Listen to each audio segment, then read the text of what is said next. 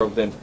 And look at in their normal day-to-day activities. You come back from work, and maybe they all see everybody says carry me. So you pick one here, pick one there. That's for the twins. Pick one here, pick one there, and then sometimes even before they sleep, I have to take one to bed first, walk around on the compound. One sleeps, then I pick the second one. He also sleeps. Then you go back to before as a father, and I'll come back to my senses and say, okay, maybe I've been eating for tonight. Let me find something to eat. Let me go shower down. Let me go take my sleep. And then also like my brother already said, another aspect, planning of it comes in. Your whole life will now shift from the normal, because now you're a father of 3. Spending patterns will change in one bit. Let's look at the bit of your social life. It affects your social life. There are some places you cannot go any longer. But sometimes there are times you would like to have fun after work. But it gets to a point you receive a call around 5. When you close, come home early because they forward me the whole day, so just come and help. So you're like, oh really? So let's go for some drink out after work. But mommy says that your children have been troublesome the whole day. So you need to come home. So come home early. So you have to cut off certain things and get home early. No, like I'm actually interested. How is your mood, and how do you take those? I don't want to use the word instructions, but those suggestions that come home early, even though you have your own plans. How do you really? Sometimes we don't have a choice. Our wives are smaller gods for us, because you have to. Sometimes listen to them. You have to obey them. You have to obey. Because if you don't obey and get home and the mood is bad, it affects you. Okay. So when they say, please come home early, I'm tired. Okay. Automatically, maybe 1 or 2 things must be cut short, and then you just go home early and then maybe go help or assist. And that's parenting. It's not been easy, but like it's worth it. It's a blessing. But the children can also be fun along the line. Children sometimes make you happy. Sometimes they teach you a lot of things. You look at your children, sometimes you marvel yourself, hey, so I'm a father. Am I the one giving these instructions? Am I the one doing this? Maybe there's some things I didn't do initially, but now I'm doing them. Things that we knew or growing up, we see them to things of mothers, and now responsibilities that fathers are doing. Okay, we'll come there. Yeah. Thank you very much. That's one of the parenting that I've learned. Great. So let me come to you. You are a father of 1, I know. I can confirm that. Sure. Okay. Well, I can confirm that, or I can't. That is it. I'm a father of 1. All right. So you must Yes. answer the questions very critically. Yes. All right. So what is your experience? Okay. So thank you very much, Kwesi Sam. Before I share my experience, permit me to wish my dad a happy Father's Day, Mr. Aprokucheme. I would want to wish you a happy Father's Day for what you've done for me. There's not been any better time to say this. Send Momo. But this is the time, because now I'm a father, and I know what it takes to be a father. And I think this day, as we used to appreciate our dads, I've come to recognize that it is an important day. So let me come to my baby. But make sure after the message you send Momo. Yes. The Momo would go. So with my baby is only 5 months old. Okay. And I think it's been a blessing to me having him. You know, it's not, when we were growing up, at some point you ask yourself, so am I going to also give birth? So when the time came and I saw my baby's face in the delivery room, wow, I was so proud. I felt so blessed to see this little one come into my life. And then it hits me again. That is the responsibility.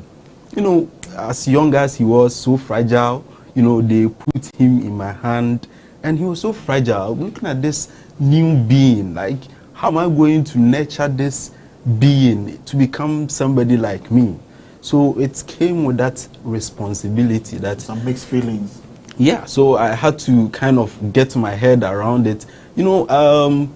This is the introduction. I think at some point I would want to share, some of the things that I went through, like share a story. Just share. Okay. Within the last 5 months, what has the experience been? Because we learned from Peter, yes, and then also from Bright. Yes. So what has your experience been? I think, we came home with my baby, and they say the first, the baby's supposed to have breast milk and all that, and it happened that my wife's breast milk delayed. Okay. And it caused serious panic, anxiety. I didn't know what to do. So is it that my baby is going to starve? What do I do? And you know, quickly they said you can go and buy this baby foods. What's the name? Naan, is it Naan? Yes. Let me beg him out. Yes, yes, they said you should go and buy Naan 1. Yes, Naan 1. I should buy that 4 or 5. No. So I quickly, you know, dashed to the supermarket to get Naan 1. Whilst coming home, it also occurred to me that, you know, they said exclusive breastfeeding, so 6 months of breastfeeding and all that. So I was very conflicted. Should I, you know, stick to this Naan 1 or wait for the breast milk to come? So actually, it wasn't a good feeling. But then it comes with that responsibility that you have to quickly adjust into it.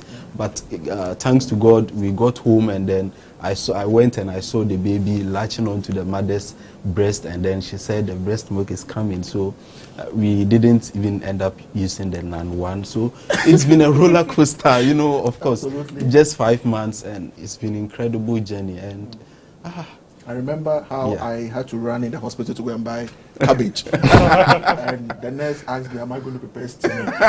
So one woman said, oh, go and buy cabbage and then shea butter, put it on the breast and it will flow. Oh, okay. So I went to the market and I bought 2 bowls of cabbage. No, that is where it came in with a lot of ideas. Everybody tells flowing you what to do. Then the person, you meet one person, the person says, rub shea butter on it. Something will tell you to do that and do that. It's so confusing. You know, we live in a society where, you know, they say you give birth and it takes a community to raise a child. Yes, to raise a child. And you see that everybody comes in with their own ideas, and it's very difficult to know which one to go with. And at times when you are coming at the back of your mind, you know that I'm not supposed to do this will harm the baby and all that, and they are still pushing you, do that. What about the night cries? Your sleeping pattern? It has completely changed. Like, you know, now I'm kind of like an owl. I do not sleep at night. You know, nocturnal human being. Yes, you go to bed and that is when the baby is up. And I'm kind of now monitoring the baby. You know, sometimes I will go close to the baby and see if the baby is actually breathing. Yes, to be sure that he's not gone, because we've heard about sudden infant deaths and all that. So all the time I'm anxious, I'm looking at him. Is he hungry? Should I wake the mother up to feed? Like, it's a whole lot. I see. Interesting. I have a lot of things to say, but let me keep quiet now. Let me take your thought, Lord. Okay, so I think parenting is fun and it's also a challenge. I don't want to bring in the blessing aspect of it, but I think it's fun and it's also a challenge. And to me, I think parenting actually starts when your wife gets pregnant. That's where everything starts to change, because you become more fragile towards your wife, like you're always closer. Sometimes you'll be like, come, the baby is moving, put your hand here. You feel like you feel some touch, and it has a good feeling. Yeah. And also at that moment too, your wife also doesn't behave as normal as like. Please be careful. Maybe you want a better word for normal, or want to understand your normality. I remember when a very good friend of mine, Johnson, got married and the wife got pregnant. He called me and was like, so you people have been saying that marriage is fun, why is that you didn't tell her this part of it? You did it. So I think that's when, to me, parenting starts, because you feel like you have a life baby inside your wife's womb and everything until delivery, and the baby comes out of the womb. Actually, I have 2 beautiful girls who both, I think, looks like me. The mother will disagree though. And I'm somebody who also, I like girls, like I like to be around girls. I have sisters and cousins, I've always grown up with girls. So having daughters is something that's like I'm used to, like around girls, and it's exciting. It's exciting when you see them growing up, like from one stage to the other. Now there are 2 girls, and the older has a behavior now, and the younger one also has another behavior, and then you try to manage the 2. Eventually, actually, there's some kind of like a little rivalry between the bigger one will say that, oh, baby has taken mommy, so I've also taken daddy. So she's always with me. She actually wanted to follow me here, but I have to manage and convince her before I come. And it's fun. Okay, so bringing in issue of pregnancy, I just want, were there some interesting moment during the pregnancy period? Were you buying some funny, unusual foodstuffs at 9 p.m.? You were asked to go and buy certain food items, and did you have that experience as well? I actually have, and you see, at that time too, the eating habit becomes very unpredictable. Today I'll eat this, tomorrow I'll eat this. So you think that, oh, she likes this particular thing. Then the next day you buy the same thing, and they won't touch it. I don't like it. If it is like Fanta, tastes bitter in my mouth, so I want another thing, and it's like that. All right, interesting. So let me come back to you finally. What has been your experience as a young father, taking care of your kid or kids? Okay, thanks for the opportunity. I have two kids, a girl and a boy. Okay. I just like my brother told about your experience as a father starts from the pregnancy, when your wife tells you that she's pregnant. And that comes with a lot. You are supposed to know that the pregnancy, she's the one carrying it, but when it comes to the upkeep and the outcome of the baby, you are supposed to.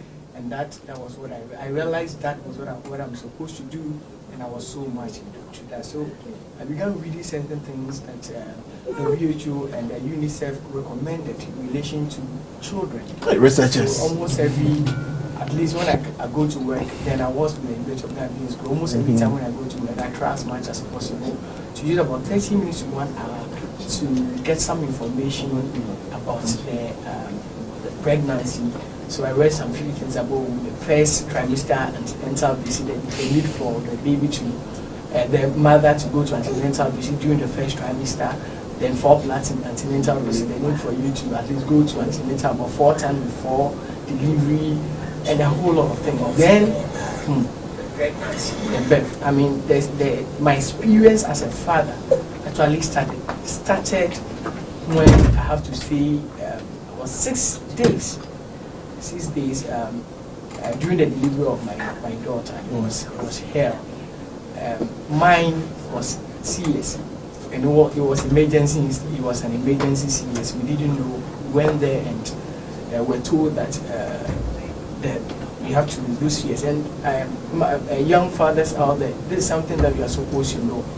Usually when the children, the wives are going to deliver, what they do is they leave them and they allow the mothers to accompany them and so on. There are critical decisions that are taken right there By the man. And that is supposed to be taken by the man, especially those that are educated. Your mother, who might not be educated, will not be able to take such decision at that point in time. You are supposed to be there and make sure that is done. And we are supposed to take that decision. And why they have to sign for her to be taken in. And the funny thing was that immediately after that happened, there came a time where my wife called me in. We were supposed to leave about 3 days. Cesarean session, after 3 days we are supposed to leave. But then they realized that my wife called me and she was complaining about something. And the gauze that was used to perform the cesarean session was left in her, the stone, and the gauze was in it. And she had to tell me about it. I was like, what's happening? So I got in touch with the nurse. And the nurse had to come there and examine her. So they had to, a whole lot of things. So instead of 3 days, you have to spend extra days. And the funny thing was that we went there with a blood level of about 12. And they had to drop from 12 to 6.5. And at that point in time, a decision had to be made by the father and not the mom. So I had to make some calls. So, it was fun. But it was really challenging. After that, then came the second one. The second one too, I had to take a very critical decision. Went there on Thursday just for antenatal, and then they were talking about some complications. And there we have to make a decision. And that one became an elective CS. So my second was an elective CS, which was done by someone that was close to me. And with that, we did not have any complications. So, being a father, there are lots. In relation to what my brother was talking about, I mean, the food, the intake and other stuff. Yeah, it is true that whenever they ask you for something, you give them, but you should know that whatever it is that they take in has implication on their health. So that father, I was reading something and the father was like, she asked me for chalk and all those things, and because I don't want her to bother me, I just give it to her. It is something that you must know. I mean, the person might be watching you, which might affect you. I mean, your comfort whatsoever, but you should know that whatever it is that you are giving in might have an effect on the child. Okay. So what I'm saying is that we should be very careful as fathers. It doesn't begin from when you have a child, you have a believer, when you can communicate with what your son whatsoever. It begins from conception. And whatever it is that happens from that has an effect on the outcome of the child. So Great. That is the side that I want to take. Right, very, very interesting. But let me pick your thought, Bright, comparing parenting when we were kids and what you are doing now. Do you see any difference? Are you doing exactly what your father used to do, or you think it's quite the same thing? A lot has changed over the years. For instance, I grew up in a neighborhood. Let me put it in context of, let's say, a ghetto. Yeah, because it was such an unpleasant community. And you will see dads abusing their children, their wives. Most of them also were irresponsible. They don't care whether the child's welfare is catered for.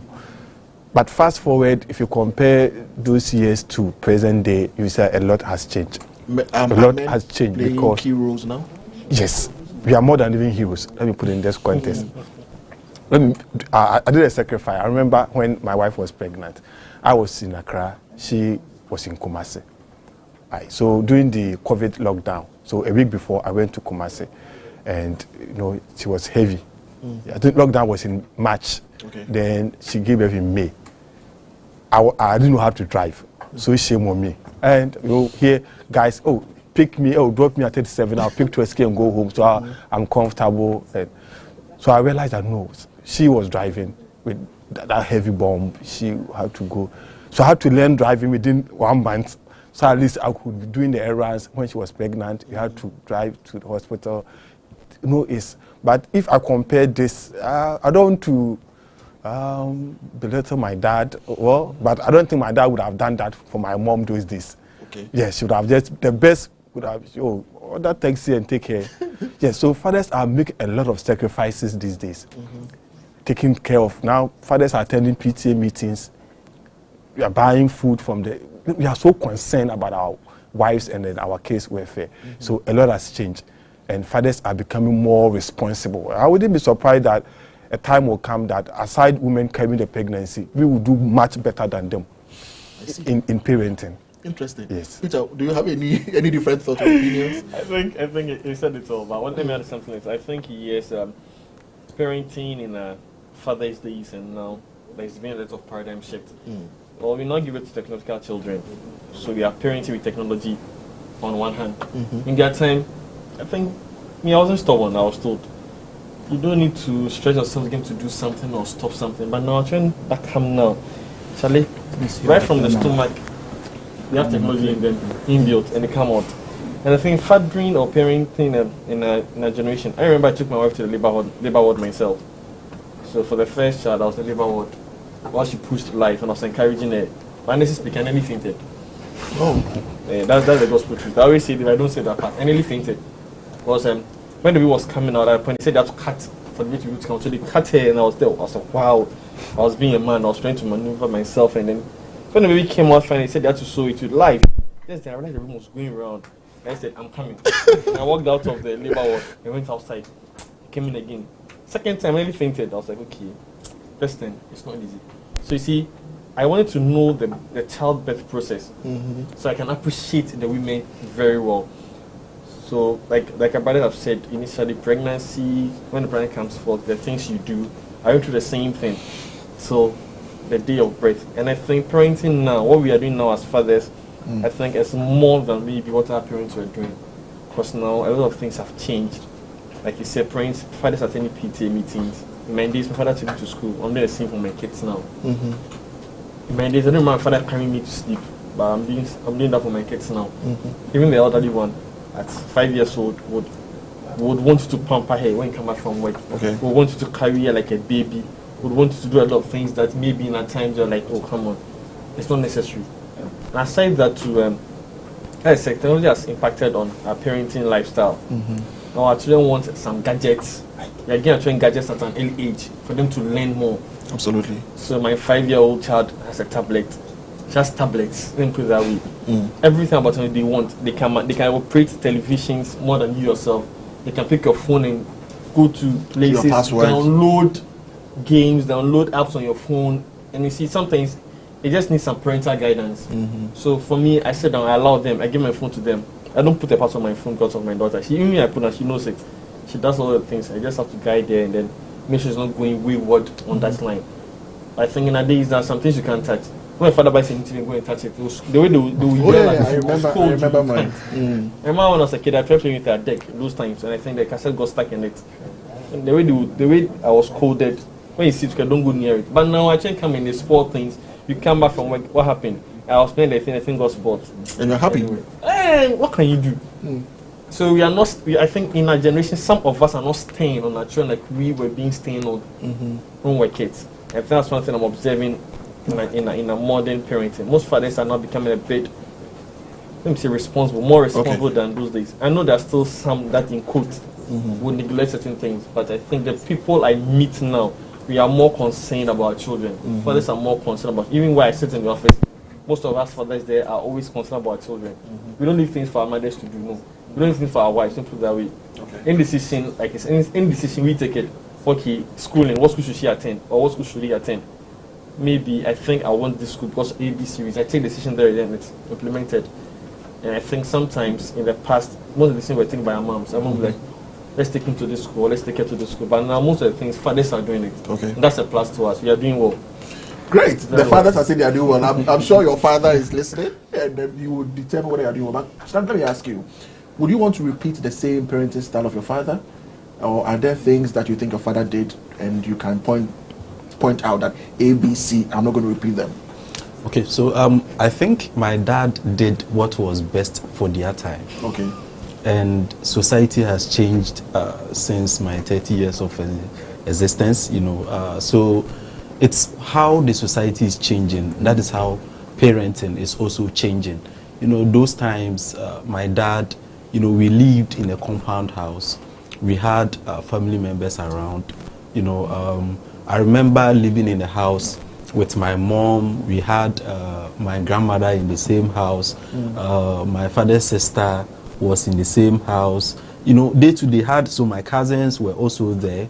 Okay. So at that time, being a father, you only have little to do, like to do the hard things, go out, get money, and then let them be comfortable in the house, because you are not short of hands to do certain things. So during their time, I think they did what was best. But for our time now, currently I am with my wife alone. We are living in the house alone, and for this time, I cannot repeat what my dad used to do. Are you changing diapers?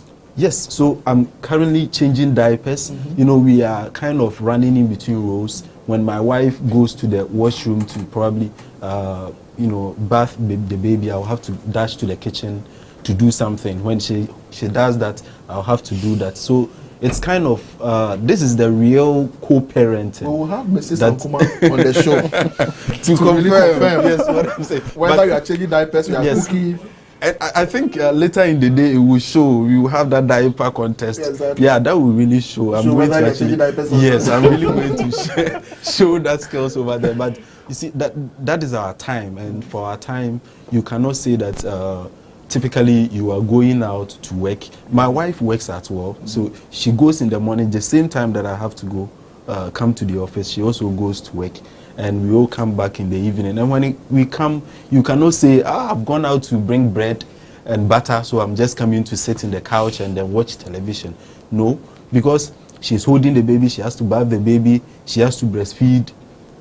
It's a whole lot. And imagine sitting in the same room with a woman and she's breastfeeding at the same time she's trying to write her notes for the next day's lesson and all that. No, actually you cannot really sit down and watch her do that. You really have to participate.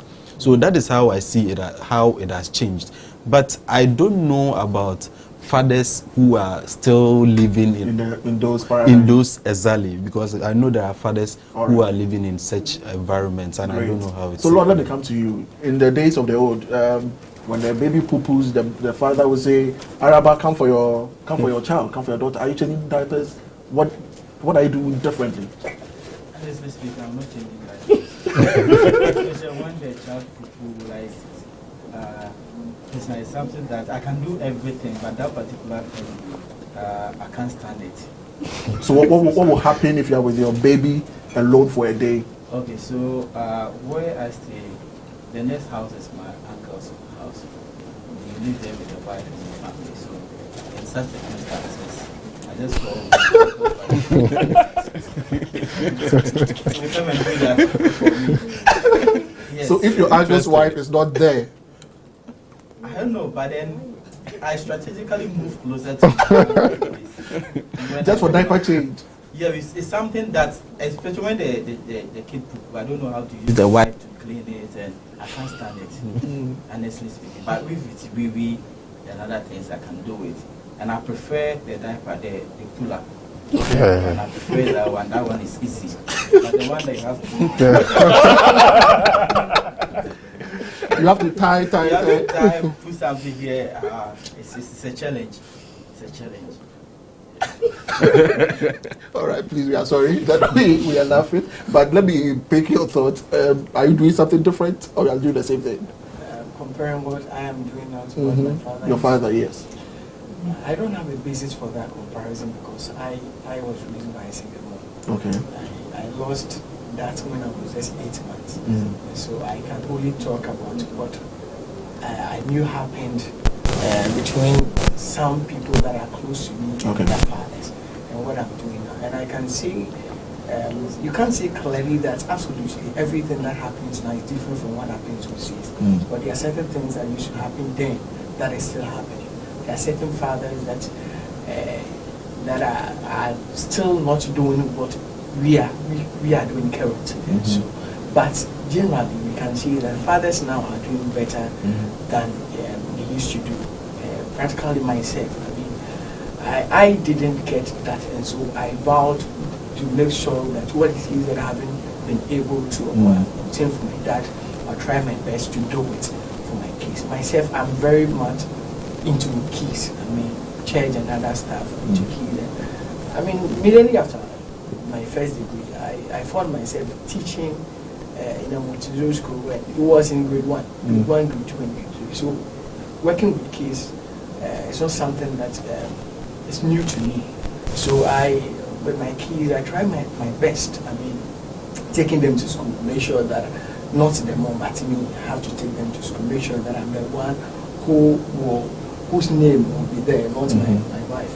If he has to, I have some you are much more concerned, like rivalry with my wife. Okay. I feel bad when they are there and they have to go to their mom instead of okay. It has to be me.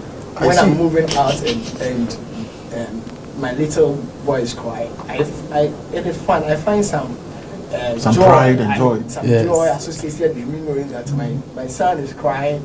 I have to pick him up because I'm leaving. Okay. And that really he sees me like that here, and then I'm happy about it. I'm not sure that used to happen those days. I think we are doing better, and one of the reasons is because of the fact that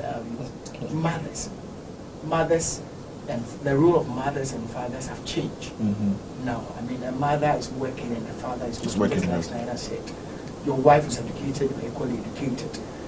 She's thinking of something to do for maybe her siblings or her parents, and so she's been educated for that. You don't need to say that you are a man, and for that reason you have to consider yourself like they used to say you are a man and your wife is supposed to be cooking, doing all that. You have to at least help your wife in that regard. That is better understood now than it used to be, and I believe that generally we can see that fathers are doing better now than we used to be. Great.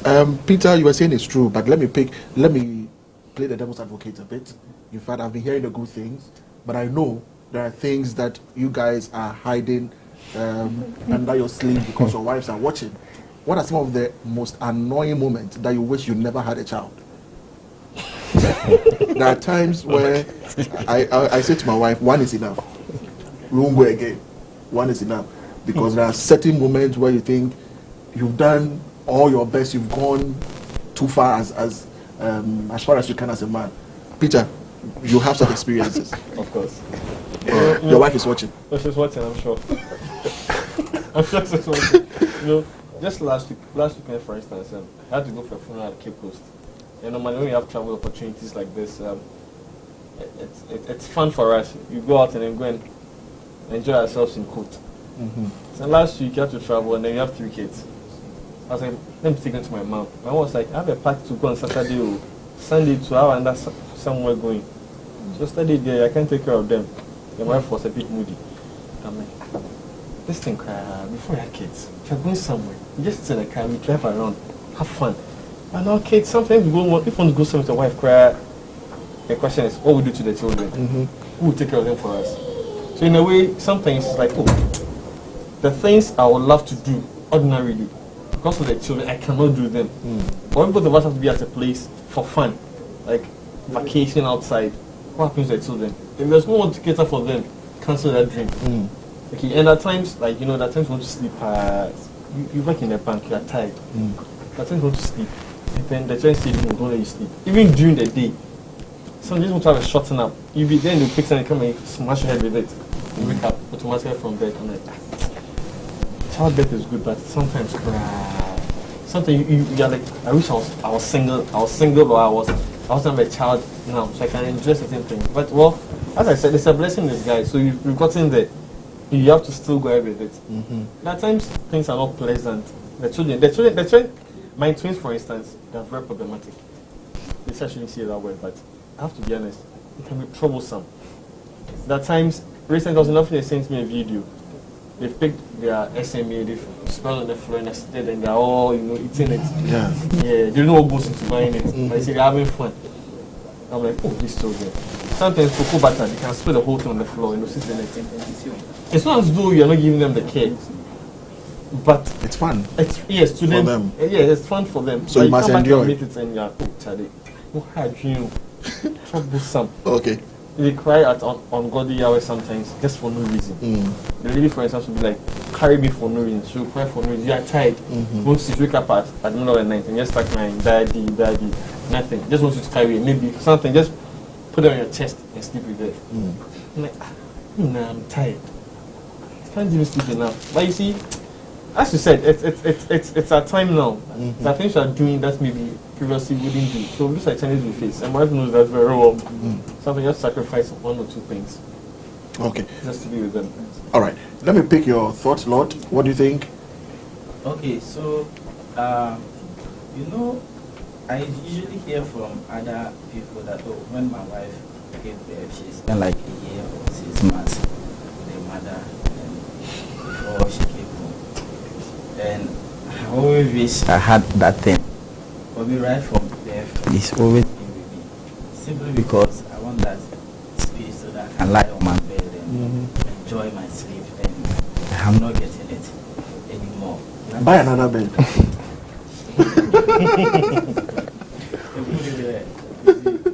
Because, and at the point that I had an iPad and I gave it to her to watch cartoons and other things, and as soon as I realized it cracked the screen and everything, so I put the iPad somewhere and I got her the kids tablet that she's playing with, and when you're charging it, she'll just go and remove it from the charge and she'll watch it. So she has also spoiled the tablet. Then I give the iPad to her for the screen. She can manage with the screen once I fix the other one. And the iPad is like mine. The iPad is very expensive. So I came from work and the mother told me that she dropped the iPad in water. Okay. So now everything is condemned now. So I'm like, nowadays, I'm thinking about how to go and fix it or get a new one, and it's expensive. So these are some of the challenges that come with like having a kid. And like everybody said, I don't remember the last time I had a good sleep, unless I travel outside like town. Then maybe I go home or somewhere. Then I can. So you intentionally plan some travels in there to rest. Eventually, my work too. I don't travel. I don't have this. Unless I'm going home to see like my family or something, my mother. Then even I find it difficult to travel home because first, like a year, I'll go home like 2 or 3 times. But now, if I want to go home, we are going with the whole family. So if I can leave, take a night bus and travel home. Now we have to manage it. Either we go by flight to Marseille, then we get another car to take us home. So it's been like a whole challenge to even go and visit my parents, unlike first that I could go alone. Okay. All right. My next question, I don't want to ask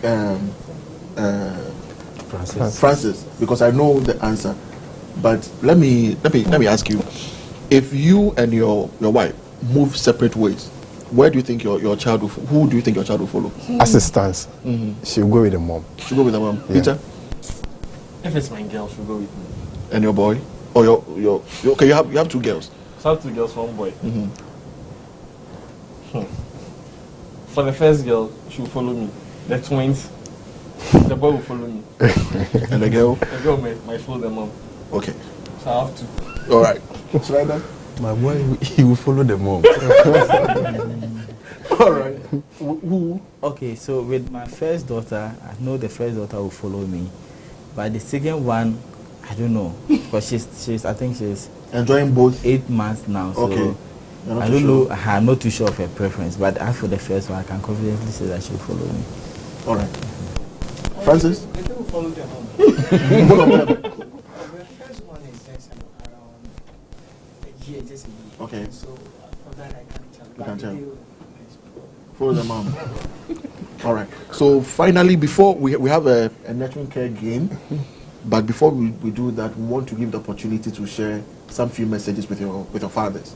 So Schneider was too quick to just take that shot, but we'll give him another chance. So let me start from you, Bright. All a right. special message to your father, a very, very special one. All right. So I'm not sure my dad is watching now. He's in the Western region now. He's a farmer, so he has to take care of his cocoa farms. But honestly, sometimes when I was young, I didn't know. Those days, if you ask money from your dad and he says, I don't have money, you feel like, wow, but I saw money in the room. But when I go to this stage, I realize that, if your child asks for money and you don't have it, she should understand.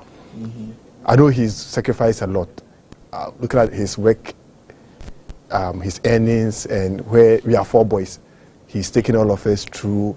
Sometimes I ask myself, will I be able to do better if I happen to be in his shoes? So I know he's done a lot for us socially, financially, and even as it stands now, we still consult him for a lot of things. Yeah. So I thank him so much, and I know definitely the only thing I can ask God to bless him with age and then give him good health. Then we can all continue to join that nice family. All right. So pick one. Please don't. No. 1 or 2. Oh, it's one. It's one. It's lengthy. Please don't open it. Okay. Give it to me. All I right. have to open it. And Wow. then. Oh, interesting question. So I don't know how we're going to confer from your dad, but this one is asking of your dad's favorite color. My dad. I don't know why the producer brought it. Let me be honest. He doesn't have favorite color. There's nothing favorite about him. Yeah. He's that conservative African man, Yeah. He doesn't have favorite color. Okay. Let me put it there. Interesting. Thank you. So Peter, special message to Mr. Otu. Okay. As for my dad, is Peter Otu Senior. Yeah, so I'm the junior. And I'm an exact photocopy of my dad. Okay. Exactly, yes. I think my dad has been a very special person, and whatever I learned in parenting, I think I learned from him. He's been a very nice father, right from our kids' time. I never remember being sacked for school fees for a day or any reason. I never knew how to pick trotro or those things. But right from bed, my dad drives me to school. Picks me up from school with his lunch time, takes me home. So those hassles of public transportation was not my thing. Okay. when I finished university, the first car I drove was my father's old car, which he gave to me really. So such a man, you can see that he's done a lot for me. And even till date, my dad picks up my children from school. As a grandpa, that's what he does. He does it so well. When the close time is 2, I left by 1:55 in front of the gate. 200 enter speaks his grandchildren. So such a man, without time, I really love him. He's been so supportive in every aspect. You know, when my wife was in labor, I remember for the twins, it was a Sunday morning. And it came just all of a sudden. We went to St. John's Hospital and then we were told that to do a referral when the child was a preterm to read. And I called my dad, that Charlie, they said you should go to read. He said, no problem. I was going to church at Adabraka. He went to read hospital, organized nurses, got a wheelchair, everything, waiting at the entrance. Once I drove in, my dad was there with the nurses, just put my wife inside. And you see, such a man, you know that he's just down to earth, and I really love him. I'm really grateful to my dad, Mr. Totusina. Wherever he is, if he's watching, I really thank him, and he's been very supportive to my family and everyone else. That's a good dad. Yeah. Thank you, Mr. Peter Otu. I see someone crying already. Please don't be emotional on the set. All right, so pick one. Okay. I wish my father would pick my children from school. I'll tell him. Which would your dad prefer not to do? Cooking, laundry, cleaning? Cooking. Yeah, my dad does laundry a lot. I see him washing most of the time. I see him cleaning. Do you cook? Oh, yeah, I cook. What do you cook? Oh, I'm one with they say no. Less recipes. All right. Schneider, even though you're taking your turn, I'll give you just 30 seconds. All right, 30 seconds. I would want to say, Daddy, I love you so much. I think there's never been a time in my life when I had lacked something, because you sacrificed everything for me, and I really appreciate. And I just want to be like you, Dad. Oh, sounds great. Please, have you sent the momos and the bank transfers? That's very important. I have to call you up. What's your dad's birthday? Wow. Okay, 25th of August, 1954. Producer, can you just confirm that for us? No, I'm told it's 1956. No, 1954. Are you sure? Yes. Before or after independence of Ghana? No, before. Before? Yes. Okay, okay, so finally, take... no, not finally. Lord? So, unfortunately, I buried my dad last year. Oh, sorry. But I know wherever he is, he's very happy and very glad. We are 7 kids, and I know, and a teacher as well. I know whatever he went through to get me to this level.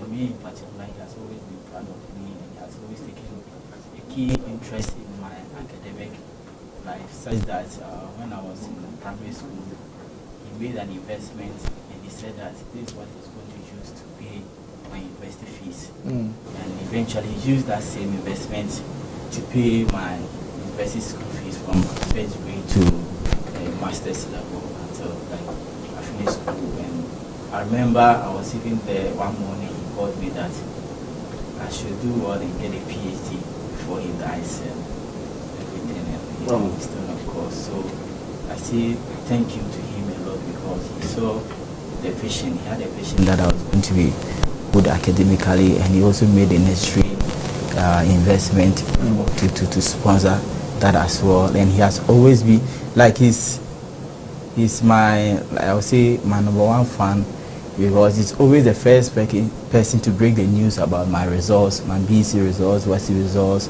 and even before I even graduated, he has informed all my uncles that I'm going to get first class. So anytime my uncle sees me, my father says that you are getting first class, and then there's a pressure because everybody is expecting something big from me, and I know that as all my achievements, it's like he's always happy. Even if I don't give him anything and I'm doing well in his life, he's proud of it. And anytime we go to the village, he'll take us to the chief palace and introduce me to my son is here and that and that and that and everything. Wonderful.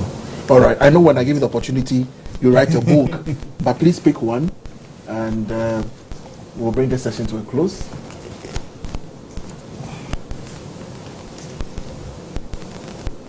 What was your dad's favorite song? It's I'm black and proud. I'm black and proud. By Shatawali? No. Oh, is it Jimmy? Helena Rabo? No, Jimmy something. I'm black and proud. Okay. He does this during my wedding. He actually requested for that song and he danced to it. Oh. So I know that song. It's I'm black and proud, but is it Jimmy Cliff or something? Okay. Who knows? People are shazamming. I was at his wedding, but I don't know that. Okay. But you saw him dance, right? Yes. Okay. Thank you very much. Do I also have to answer that? Perhaps I'm sure there was a male figure in your life. Was it an uncle or someone else? Uncle.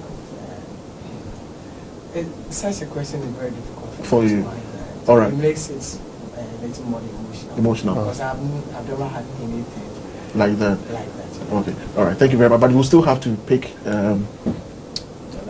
Yes. No, don't open it. Yeah.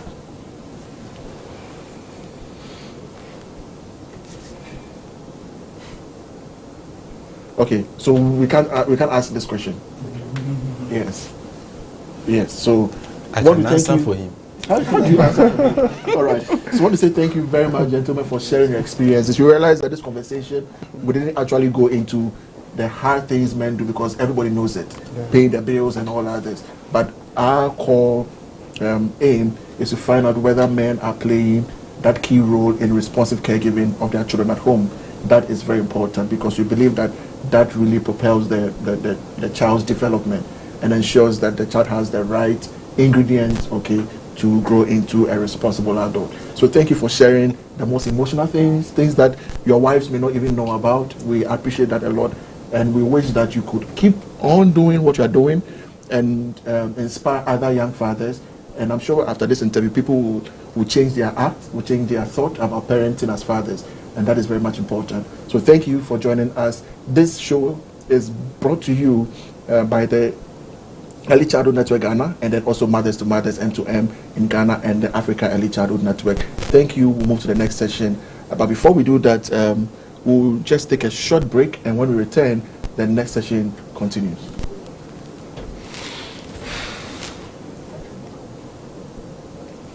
Eja pa. I want painting Primbo Team and in one now. Oh, James Brown. Yeah. Anas.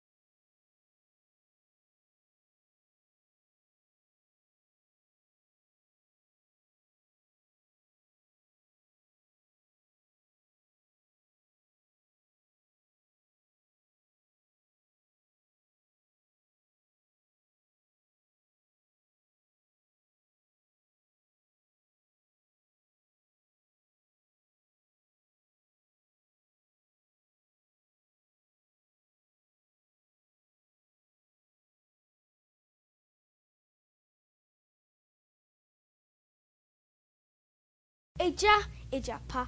I want painting Primbo Team and in one now. Oh ho. Ponton Prombo Team and in one now. Oh ho. In Brickisi Botum and in one now. Oh ho. I want a suro asaso with dentity or Dumankuma. Or Dumankuma.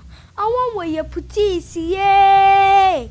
So whom one do, what a wound swing you. Aye. Fathers, I want one dinner at Chawamba is son. There's a man bear bay ya, no gin bay son fudo. A rapper was so why ye who we me, or ye a cool son. Jericho Afesu, who try who impene son jugui. At the train upon a me a son, intis a chichama obroda. Na kasa abahu o Sunday ne ponam biara yetako inde son na nyankopon di bo wiase na oshirado santum frefreja amani resha wan nanto na so when you go away see one like as my father always says nakiat with determination you will turn your adversities into opportunities and you soar above life trials like a majestic eagle flying in the sky. Nakiat, you can be anything you want to be because you were born to be. Thank you very much. Midahum Nara Asi.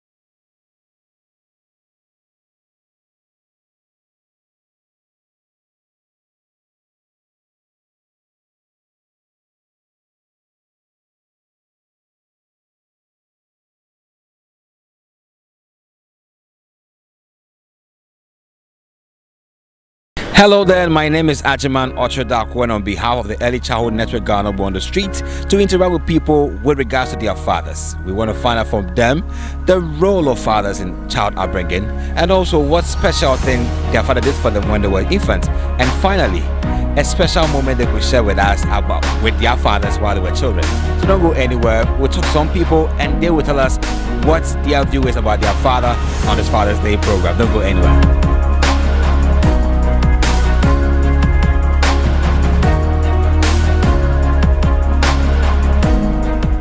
My name is Sarah Otu. I believe that if a father after procreation must take the necessary responsibility so that the children will do same at his old age.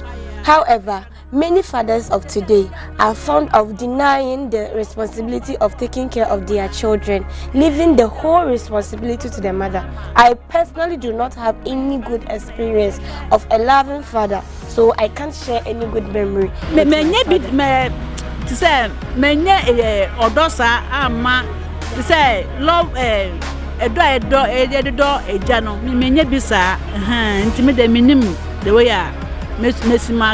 My name is Fred Nizigli.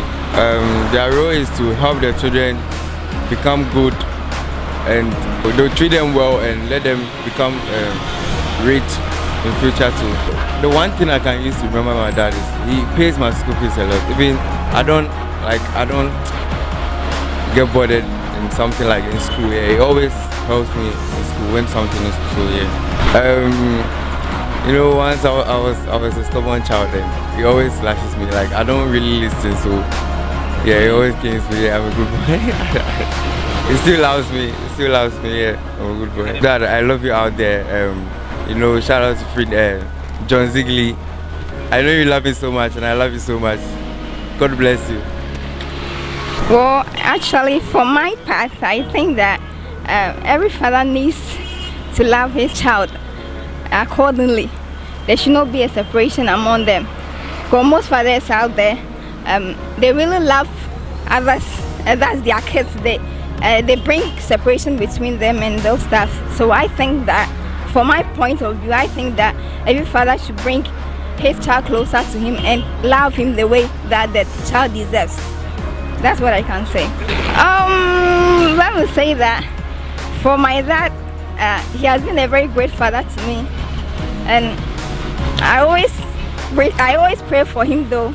And I think when I was a kid, the most memorable thing I can recall about my father was that I think it got to a time that money was not at home, and he makes sure that he always go out there to get money for us.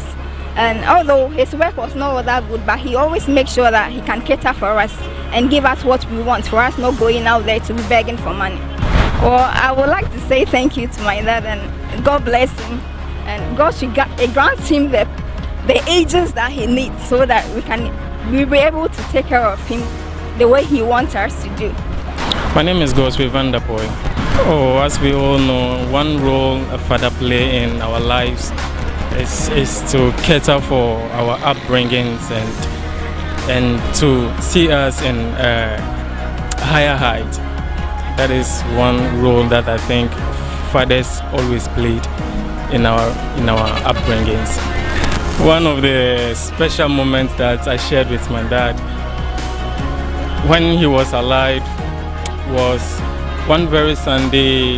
That was a Father's Day actually, that we all went to church. After church service, we came home, had fun together, and we went out to one of the hotels near us, that is Anita's Hotel, and we shared a very nice moment together with my siblings. Oh, my father used to play very, very important roles, like pay my fees, and to our well-being, he was a very responsible, if I should say, very responsible father. I wish he was alive to at least appreciate all that he has done for me. For me, I think fathers should be there all the time for their wars. And then, anyway, it's not biblical, and I haven't read it, I haven't seen it anywhere. But what we African women do is, so far what I know is, we train our male child to go to school and then to learn and have a better future. But we leave the girls at home whilst they go to the kitchen to cook. So at the end of the day, you realize that women end up doing everything in the house, and then we leave the male boys behind. In the same way, when they grow up, they don't know how to take care of their kids. They don't know how to do anything, because all depends on the way we brought them up. But I think this is a challenge, and it's about time for we women to train our male child how to do house chores and then a lot of things at home, so that when they grow up, they will become good fathers to help at home. I happen to stay with my dad, with my other siblings, 2 kids. And in fact, we didn't grow up with our mother. It was our father who did everything for us. In fact, the only thing he couldn't do for us was, he doesn't know how to prepare food. He couldn't prepare food. But he made sure he buys food from outside for us, which is the best. He buys nice food for us. Every morning, if we have to buy porridge, he goes with that. We look for a place where the son needs food, and then he buys it for us. That was how we grew up. So for my father, he did his best for us. Oh, I've missed him. my father is late. I wish he were alive so that even sometimes when I go to visit him with my kids, he used to carry them, go around to buy things for them. And in fact, I've missed that moment. How I wish he could be alive.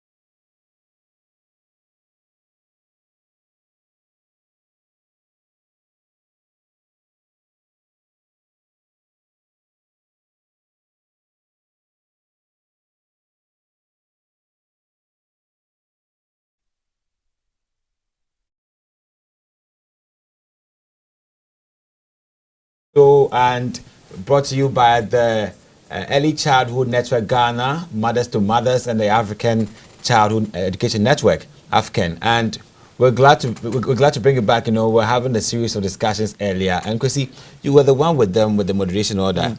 Share with us that very part where you were so touched. I feel like crying. Well, I didn't feel like crying, but I think I was so much excited, knowing that the paradigms of parenting has really changed. Knowing that these young fathers who are career-driven, if you look at their bios, they are working, they are bankers, they are lecturers and working in high-profile institutions, but they are making time to make sure that they play a key role in the responsive caregiving of their children. And that was exciting to know and to hear, taking clues from what we have heard from the past, where certain issues or certain roles in the homes were just eliminated to mothers. So, for example, if the baby poo-poos in a diaper, the father will say, come for your daughter or come for your child. But these are men who, regardless their social status and what they are doing for themselves, are still going a step further to make sure that they support their wives and also take care of their children at home. I was also touched by even the experiences they shared, right from conception, the role they played after conception and even after delivery, and what they are still doing in their homes as fathers. I think it's one of the best things that happened to our generation, and I hope that a lot more fathers are doing same. And I can really vouch for that. There is a new paradigm of parenting now where men are playing key roles. One of the things we try not to focus on that discussion or just look at that is to highlight the basic things that everybody knows men do, like paying the bills and others. But just as the theme for this show is, we want to know the role men are playing in responsive caregiving of their children. So in terms of providing the psychological, emotional support to your kids at home, how well are they doing it? And I think these men expressed knowledge and also experience in that regard, and I think it's one of the best things that happened on the show. We've had a number of messages in here. Before we do that, let me just say a big thank you to the Early Childhood Network Ghana, Mothers to Mothers, and also the African Early Childhood Network for support, and also powered by AAU TV. Without you, we wouldn't have this happening. So I know you're enjoying the program. Let me just do quickly with the messages on YouTube. So we have Michelle Madrigal saying, it's Quinn here, and really admire the Kings for stepping out of old traditions and looking at the future fathers they are holding in the laps. Stand firm, building a new Africa. We have Fifi Bestman saying, nice program. Thank you, Fifi. We have Bernard Yabua saying, I am enjoying the program. We have Emmanuel Nyako Tete saying, great chat, well done. And also Ransford Bakwe saying, wishes to my dad, Nana Kweku Ofori Obin of Ekropon Ekrapem. We love you so much for being a father and a mentor to your children. Now let's go quickly to YouTube, to WhatsApp.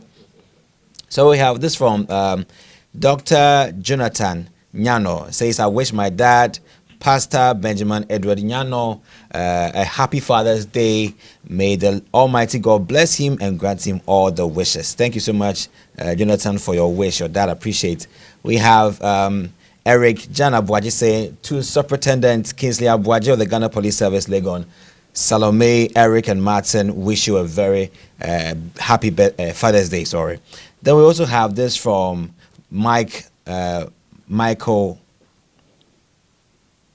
Michael says, fatherhood is the most crucial responsibility and yet the greatest adventure one can experience. A father's unconditional love, care, and protection always remain as a pillar of strength throughout life. Happy Father's Day to you, Mr. Eric Osei. So thank you so much, Michael Osei, for the message to Mr. Eric Osei. We have this from Miracle. It's a very long one, though, but we'll read it. Okay. So say, let my dad know that the Lord bless him and keep him. The Lord make his face shine upon him and be gracious unto him. The Lord turn his face toward him and give him peace. Numbers 6:24, verse 26. And may the Lord God of hope fill you with all joy and peace as you trust in him, so that you may overflow as with hope by the power of the Holy Spirit. When I count my blessings, I count you twice. Happy Father's Day to my wonderful dad. I love you, Mr. Kwesi Kunedu, from your daughter, Miriam Kunedu. This is from Gladys JB, and it's to her father. Happy Father's Day to you. May you move from grace to grace. Your children will forever be proud of you, Daddy. Have a great day to the late Andrews JB. You know, we have many people out there who can't really wish their fathers today in person, but they are so inspired to wish their father, wherever he may be or they may be, that listen, we still have this about you. I think that's a very strong move to do, you know. So this is also from...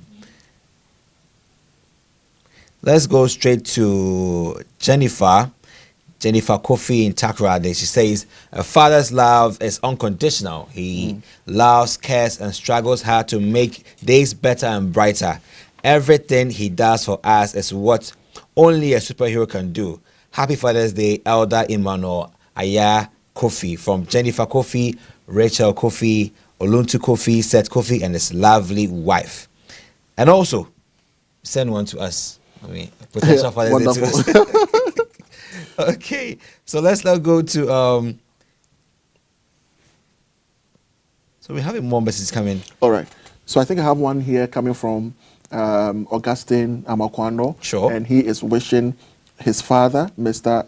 Yao Amakwano from Asinfosu in the Central Region. Yeah. And then also Mr. Kwejo Cleland, or he's a director for Dadwin Cottage. And then also Mr. Dominic Nkrumah, popularly known as Wafa, manager of Dadwin Cottage. So he is wishing these three wonderful men in his life also a happy Father's Day. Splendid. And I think we have quite a number. Splendid. We have this from Elvis. Says happy Father's Day to the Apostle General Sam Kranchi Ankra and Reverend Joel Okokwaku. Wonderful. That is from Elvis. Okay.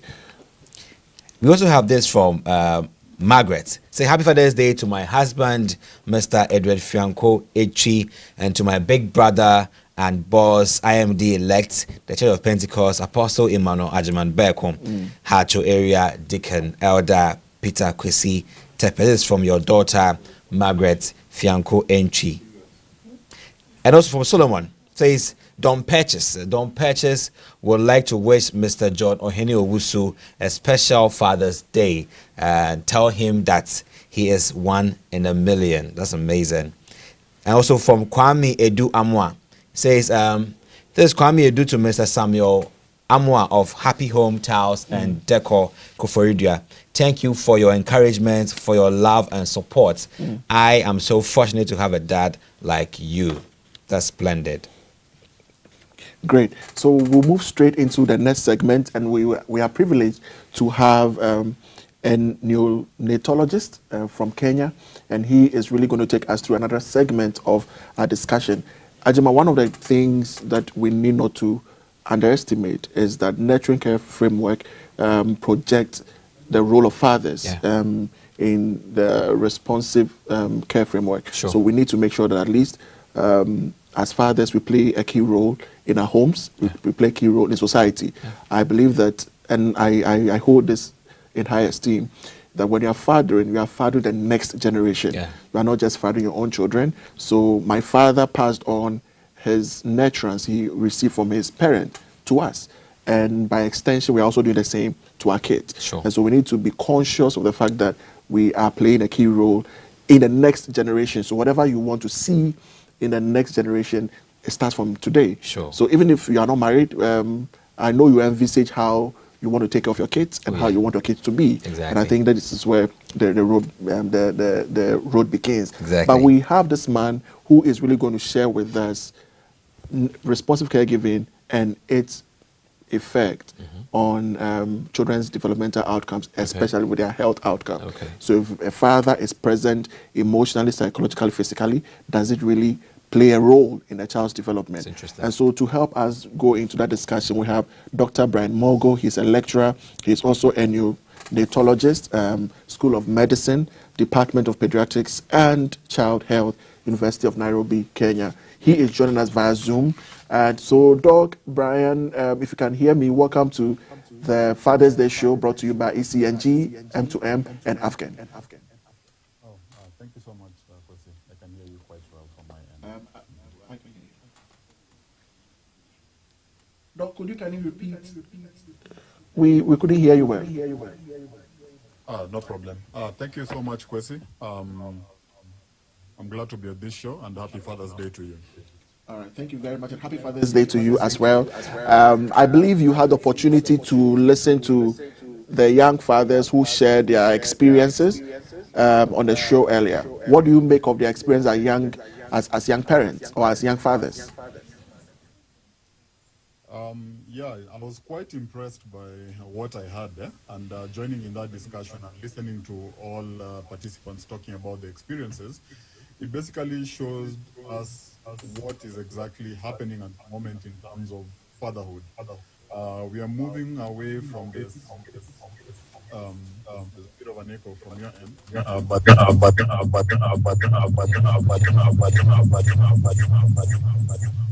So for you to hear, you have to hear, you have to hear, you have to hear, you have to hear, you have to hear, you have to hear, you have to hear.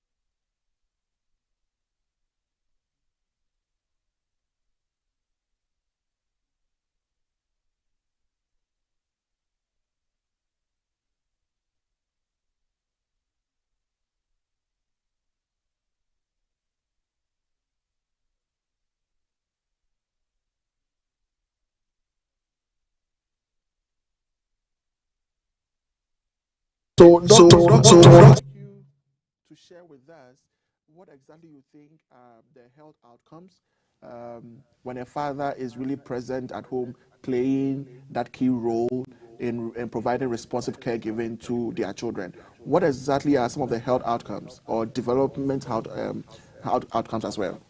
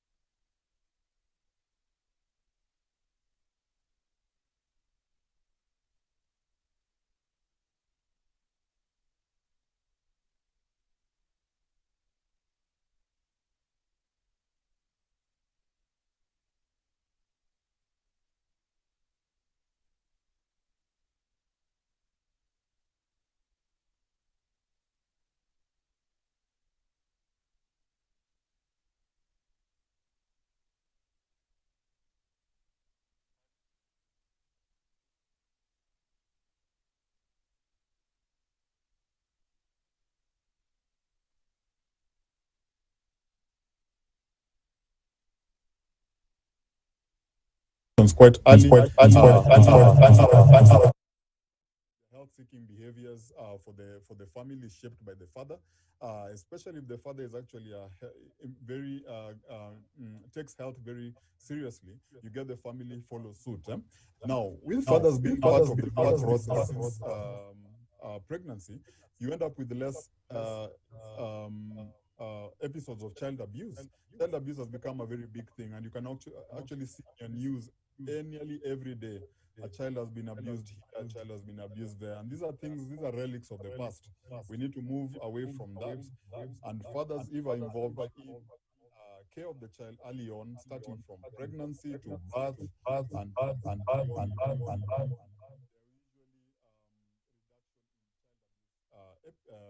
cases because the father really wants to be involved. now. Moving on in terms of fathers being involved in sport, play, and activities of the children. I had some of the colleagues of some of the fathers there talking about taking their children to school, helping out in terms of schooling activities.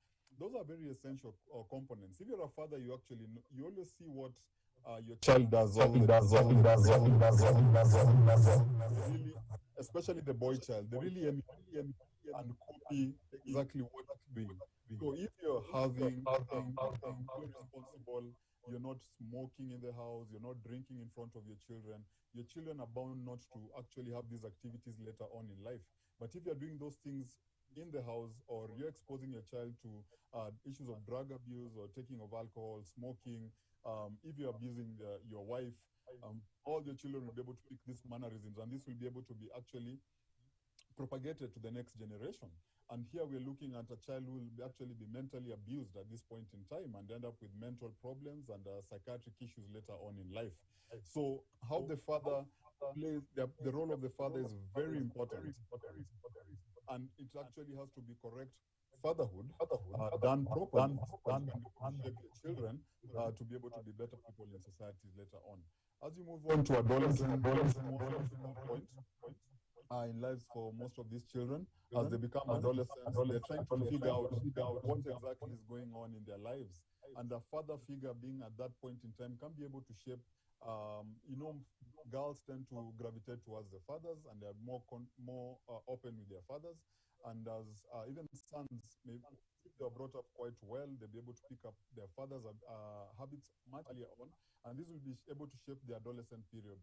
Being present at this point and advising in matters of sexual health, matters of self-discipline, teaching them about what it entails to be adolescents and all that at that point in time, may be able to shape their future life in terms of their sexual behavior, their work ethics, and how they'll be later on in the university. I think that in a nutshell is what I wanted to say, yeah.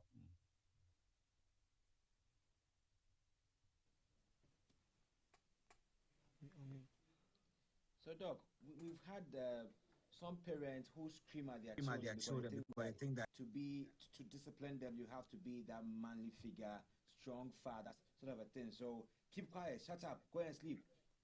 Those kind of utterances. How does it affect the child at that very prime age? Does it really put them on track or make things worse? Should we encourage that with parents? Yeah, so looking at as much as the matters of discipline is very important. How it's taken or done at that point in time in terms of infancy, childhood, more so in childhood, is very important. Most of these things that we tell our children, putting them down and making them keep quiet and always scolding them, sometimes actually having physical kind of approach in terms of discipline by actually spanking them or using other modalities of actually punishment, may have a serious impact on the outcome later on. We're not saying that you should not discipline your child. Discipline your child is an important component of their growth. They need to know what is right and wrong. There are many techniques that you can use to do that. You can be able to talk them down. You may be able to use other ways of punishing them that involve maybe sitting in a corner somewhere, banning them from certain things and activities that they enjoy, and also more so talking to them and having them understand exactly the gravity of what they have done. Now, involvement of other abusive type of behavior in terms of punishing your children has an impact in terms of their mental health later on.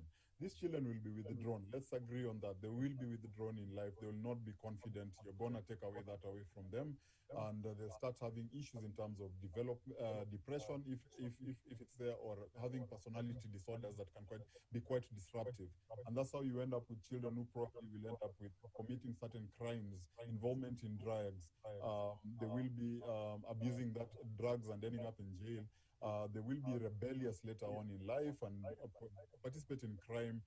They end up taking risky behaviors, sexual risky behaviors, just as a way of rebelling against you. And this may cause a lot of problems later on. Yeah. So we try as much as we can to avoid having that old school type of disciplinary discipline that we were all exposed to. Lifetime is changing, and right now we need to nurture our children quite differently from how it used to be. As much as we always say we ended up where we are now, but if you look back and you look at the kind of stuff that we've been able to replicate what we did, what was done some time back and do it right now, you may end up with a lot of problems. Society has actually moved on, and this is now becoming unacceptable, and people are looking at different stressors and issues that can affecting them, that can quickly impact on and really impact on long-term outcomes for these children. Yeah. There are a lot of research to that effect. So Rosenberg and Wilcock 2006 actually came out with a study which was so clear that when parents or when fathers are involved in the nurturing of their children, it really reflects in their IQ. They are more patient and they can handle a lot of stresses, frustrations associated with schooling, and they are much more school ready. What do you make of this outcome of their research as an expert in the field? Yeah, I agree with that. I think I've come across that study some time ago, and I agree with that. And in terms of cognitive development, involvement of the fathers is quite important. You realize that most of the time, if fathers are involved in actually things like homework, knowledge gaining in terms of reading and writing and also mathematics and such things, the children do quite well. There's usually a better response to that. I feel like we need to be more involved in what is going on with our children. Has any of you ever looked at the diary from school and kind of signed it? Do you ever see what exactly is happening in school to your child? Are you involved in their schooling? These are things that you need to be part of, and it will really shape. And this is out of personal experience as a pediatrician, and also children that I see at my clinic. You get parents who are more involved with their education. Their children do very well. They're well spoken. They're very intelligent children. They're able to converse with me at a level that I've not seen with other parents who basically their dads are not available, and they're quite engaged. And I believe whatever was found, the findings of that study are quite true to the last word, and we should all be involved completely in our children's schooling and development in terms of learning environment. Yeah. True, and I can also attest to that fact as well. And thank you very much. So, Doc, what do you think fathers must do going on forward? What must we do in ensuring that we play a vital role in the development of our children, especially the health outcomes? So I think first of all we need to address the barriers that we tend to have. I think at a personal level, fathers should be able to look at themselves and don't put themselves aside in terms of and if they cannot participate in terms of their children's development. They need to look back and say, hey, we are part of this. We need to be part of this. Now, what has been there throughout are barriers that have been against fathers to be able to participate in childhood development. The society itself has actually stated to us that we should be sitting back and let the mothers do it. We need to be part of it. We need to be comfortable, and we need to now be involved in all components of our children's well-being, starting from the beginning. If you're able to be there for those who don't have children or anticipating to have children, being there during pregnancy time have a bigger impact.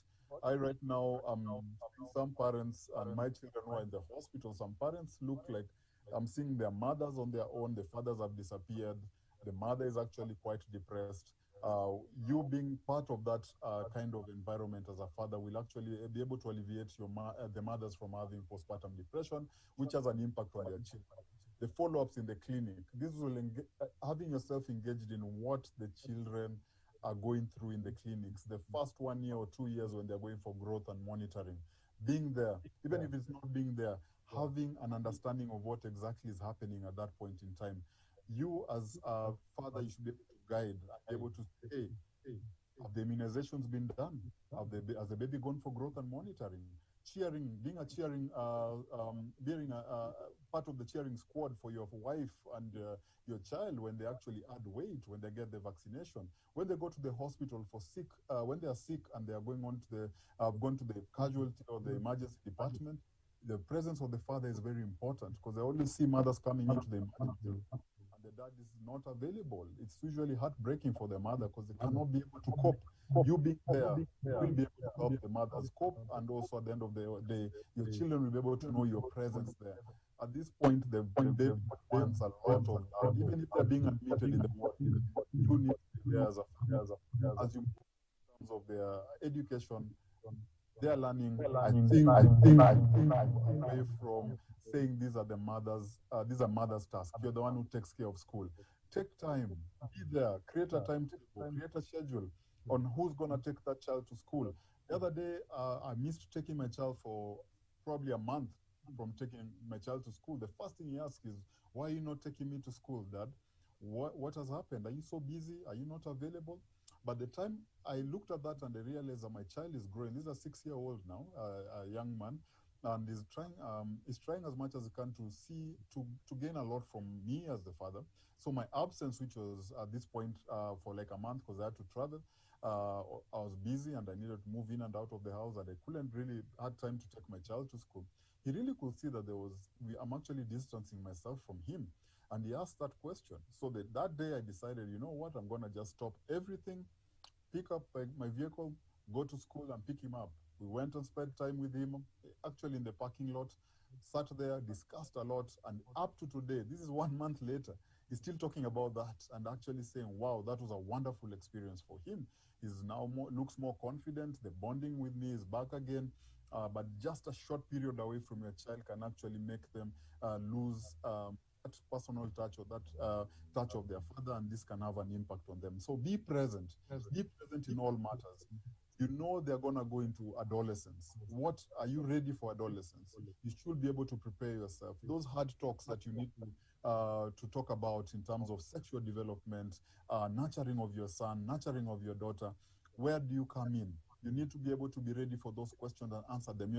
Your child is not gonna be taught some of these things by the world. That is the wrong way to go. If you leave your child to understand certain things that are provided out there, you know what Google can do when you press certain words and put in certain words in the Google search, you're gonna get certain abnormal findings, and these are gonna deviate your child's perception of sexuality, your child's perception of what is actually meant to be done, and you end up with a lot of trouble later on. So we need to step up, we need to come to the front and actually be part and parcel of child development. All this will shape the child's health later on. You rightly mentioned a point that is very important. For example, when you go to public hospitals, you mentioned that men must be involved in the antenatal visits to the clinics with their wives.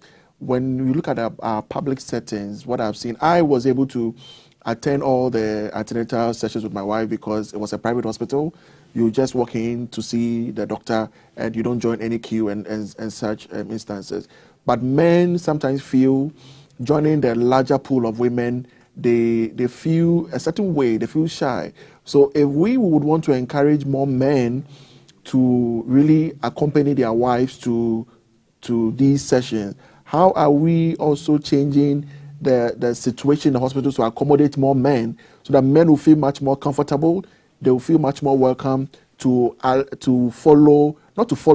just go for these visits with their wives, because we've come to know that it is very, very crucial and important. I agree. I think all public health, everyone, and they're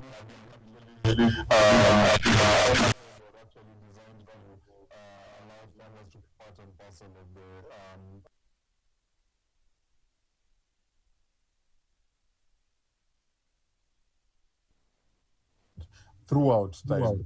Hospitals, maternity, children's wards are not for men. But I'll take example of where I work at the National Hospital. So we have engaged in what we call family-centered care, and this is where the mother and the father are involved. This required a lot of upscaling in terms of communication and actually putting it out there in terms of fathers are actually meant to be part of the care. When fathers come to our unit, we always welcome them in with open arms. The nursing team is quite supportive. And I think that's where it all starts. Are the healthcare workers able to welcome these fathers who are feeling shy, find out their fears and actually express to them what the importance is of them being there. So we now find that fathers are involved all the way from the nursery for babies who are sick, where I normally work. I deal with small babies, the prematures, babies who are going to be in the hospital for quite some time before they go home. And you get fathers coming in and involved in issues in terms of washing the babies, having what you call skin-to-skin care, where they hold their babies close to the skin and stay with them there. This allows for we call it kangaroo care, and it allows the babies to actually grow much faster. The bonding starts at that point. It gives a break to the mother. The father feels more confident in terms of what is happening. While in the ward, we now welcome fathers to be able to, some of them, for some of our babies, we allow the fathers to be able to be present even longer than what was usually there a few hours. Some have accommodation that they can be able to stay there with their wives and their children, and that is more, probably they have to slightly pay more of their pocket, but in the public health sector, we are looking at trying to redesign our rooms, redesign our spaces to be able to accommodate the father.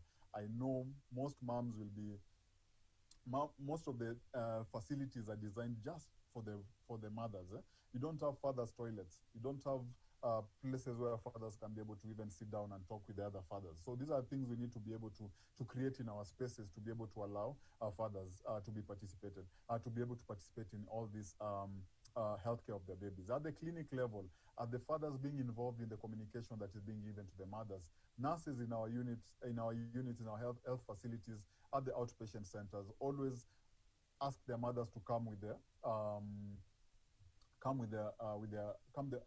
husbands, so that when they are being given any form of communication or healthcare information, the father is always there to be able to understand. And it's always important for these mothers. We give them tokens sometimes to be able to say, hey, you bring the father next time, this is what you're gonna get. This transport is free, and all those kind of things. So it's important for us to be able to push this information out there that fathers are actually important in terms of care at hospitals or wherever, even the outpatients, inpatients.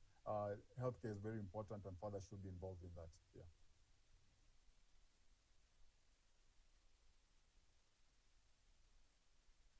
Last thing, we want you to share Father's Day messages. Is there anyone you want to send a special message to your dad, to some colleagues? You have the opportunity to do so. So personally, I would like to send 3 messages, Father's Day messages. First of all is to my dad, of course. I love him very much. He's been quite supportive throughout. I am who I am because of what he has done. We're very close, and I'm glad that we can be able to still hang out and have discussions almost every week with my dad, just to figure out what to do in terms of investments and taking care of our children, and what other sports activities, like going out for a couple of golf or whatever, tennis that we do all the time. So it's important. I wanted to just say thank you, Dad. And also I wanted to say Happy Father's Day to my friends. These are male doctors who are part of this profession. We know we out there working hard, children out, leaving our children at home, but I know you're trying your best in terms of taking care of these children of ours. And finally, I want to say Happy Father's Day to the fathers who their children are in the hospital. You guys are the best. You're doing what you can. You're there and you're supporting your families. They're going through a hard time. And I'd like to say Happy Father's Day to you. Thank you so much. Thank you very much, Dr. Brian Mogo. He is a neonatologist and a lecturer, School of Medicine, Department of Pediatrics and Child Health, University of Nairobi, Kenya. Thank you so much for spending the best part of your day with us as well. This has been very educative, and we'll be coming back to you for more. Great.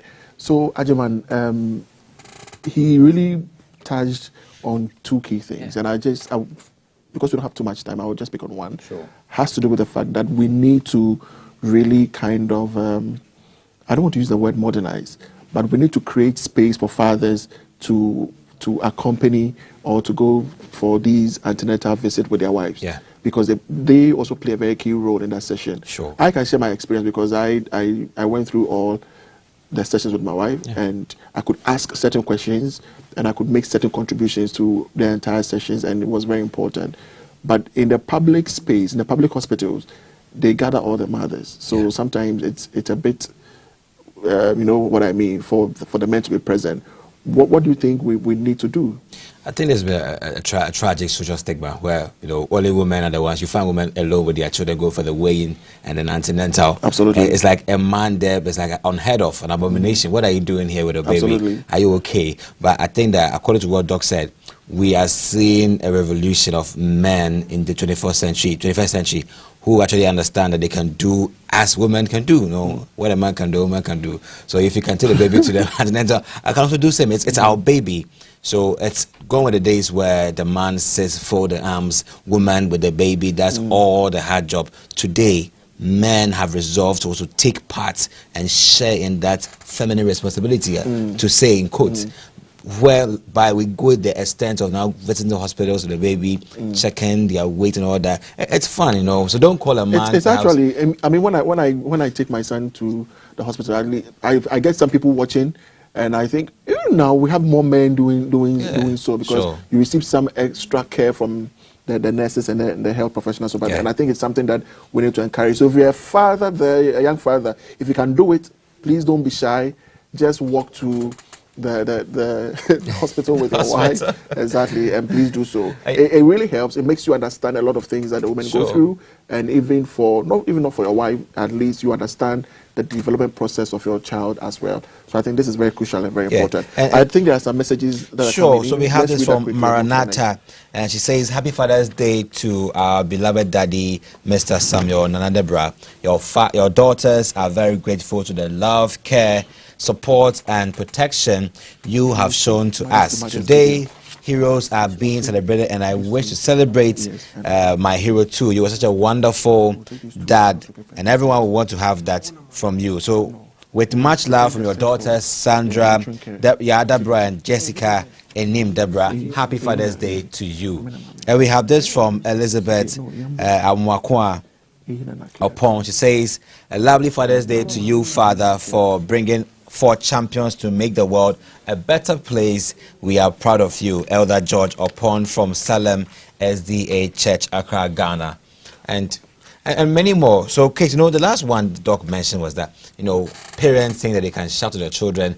This sort of manly approach to child nurturing was of concern to people. And I think he made it clear that it's not about you being so manly, shouting, pulling canes and all that, punitive or corporal punishments to bring your children to be disciplined. I'd rather you have to relate with them. You know, everything the child does, according to him, it has a reason from their point of view. As very fragile as they are, they have their own understanding, the way they see things. So you need to get to their level to understand why they are doing messing things up in the house. Perhaps join them. Maybe they'll be engineers one day. Sure. I think even we have moved on from punishment to positive reinforcement and other things. There are various ways to really kind of check on your child rather than abusing or using punitive methods. So I think that, and research has proven, if you beat your child, if you cane him, subject the child to a lot of hardship and all that, it doesn't do anything better to the child's development. I know some of these things are very crucial, but we will understand them much more better. So a quick one here with to Emmanuel Muzo, Dennis Bright, and Smoke wish you a happy Father's Day. And from Gina Opoku says, "Happy Father's Day to you, Dad." And Gina, though, apology to you for all that, but thank you so much for bringing in your wish. All right. So don't forget that this show is brought to you by the Early Childhood Network Ghana, Mothers to Mothers, M2M, and then also the Africa Early Childhood Network. We will take a short message from our partners, and when we return, we will get into the most exciting session, the Nurturing Care Challenge, where our young fathers will be doing their own thing whilst we watch. All right. Stay tuned. My name is Yvonne Prempe Ferguson. I'm the technical specialist and country lead for M2M in Ghana. Mothers to Mothers is an African NGO based out of South Africa that works in 10 countries, and in the last year and a half have prioritized Ghana as a country for expansion of our integrated RMNCH and ECD model. Working out of 2 sites in Ghana, in Atwa Government Hospital and Ashiaman Polyclinic, we provide much needed life-saving services for HIV positive and HIV negative pregnant and breastfeeding mothers, their children and their families. In Ghana, we are also mitigating the devastating effects of COVID-19 by implementing a client-centered interactive e-service delivery and a virtual mentor mother platform. Use of the e-services and the VMM platform eliminates the risk of COVID-19 infection for staff and clients and rapidly expands our reach in the context of COVID-19 by fully integrating our digital services through command center hubs and live client support and virtual drop-in centers through contactless interactions. Implementing a hybrid model in COVID era that combines safe, protected, face-to-face interactions with e-services, including the VMMP, has enabled us to reach high-risk clients and other hard-to-reach clients with routine vital services. The VMMP is an interactive tool that runs on WhatsApp. It enables users in our 10 countries where we operate to access vital health information and service referrals on COVID-19 and other health topics from a trusted source at their convenience and in their preferred language, and which they can easily share with family and friends. In Ghana, the VMMP is available in 2 local languages. It is available in Twi and also in Dangme. The VMMP makes it possible for anyone with access to a smartphone and the internet to access health education and vital risk reduction information. Let me walk you through how you can enroll in the VMMP. It's very, very simple through some few steps. First of all, you save this number 0242 426504 in your contacts as M2N Ghana. Secondly, you look for this contact in your WhatsApp and send a quick hello once you are on WhatsApp and press send. And you're ready to interact with the platform, because a list of options will be available to you and you'll be able to browse depending on the information that you're looking for. The VMMP targets our mothers to mothers clients, women of reproductive age 15 to 49, adolescent girls and young women 10 to 24, as well as their male partners, regardless of age and HIV status, people living with HIV irrespective of age and gender, those living with other chronic illnesses like hypertension and diabetes, and everyone in our landscape, including you and I. The VMMP marketing plan serves to improve the platform's reach and ensure that processes are put in place to encourage sign-up to the service, maintain traction, and share the VMMP service with others. I welcome you to enroll on the VMMP. Thank you.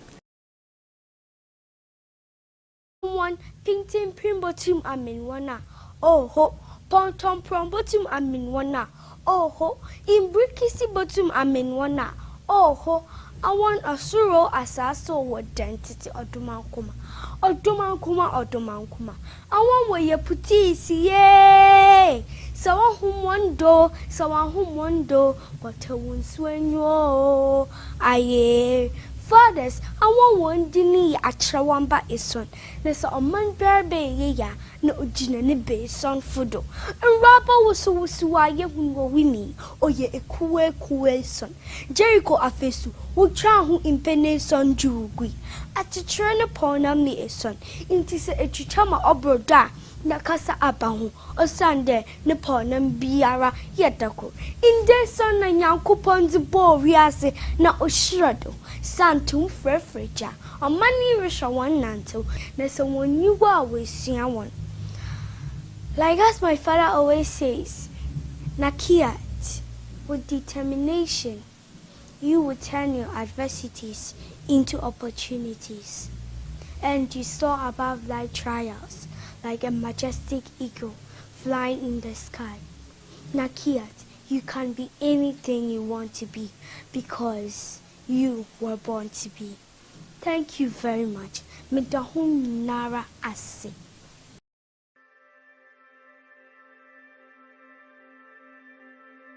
Hello, my name is Kwesi Sam. I am the coordinating director for the Early Childhood Network Ghana.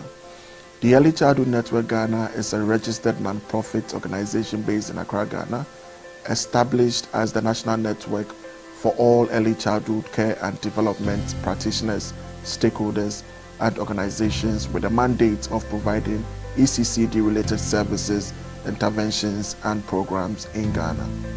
ECNG serves as a common platform to champion excellence and collaboration in protecting children's rights, influencing policy and practice, strengthening partnership, and share experiences and ECCD knowledge in Ghana and beyond. The network comprises local and international government organizations, civil society organizations, academia, researchers, government agencies, and ECCD private practitioners in Ghana. ECNG is affiliated to the Africa Early Childhood Network AFCAN, based in Nairobi, Kenya. The network also is affiliated to the Early Childhood Cluster of the African Union's Continental Education Strategy for Africa CESA 1625 and the Association of African Universities. ECNG works through 5 core programs to guide collaborative partnership effort towards the achievement of improved child outcomes, that is quality education, healthcare, nutrition, and social protection for all children in Ghana. Our core programs include research and knowledge management, strategic advocacy, strategic networking and capacity development, webinars and conferences, and resource mobilization. Most importantly, ECNG serves as the ECCD policy and programs implementing arm of the African Union's CESA Early Childhood Cluster and AFCAN in Ghana. Follow us on all our social media platforms, Early Childhood Network Ghana on Facebook, LinkedIn, Twitter, and Instagram. You can also visit our website, www.ecnghana.org. Thank you. Hello there, my name is Ajiman Ochodakwen on behalf of the Early Childhood Network Ghana on the street to interact with people with regards to their fathers. We want to find out from them the role of fathers in child upbringing and also what special thing their father did for them when they were infants. And finally, a special moment they could share with us about with their fathers while they were children. So don't go anywhere. We'll talk to some people and they will tell us what their view is about their father on this Father's Day program. Don't go anywhere.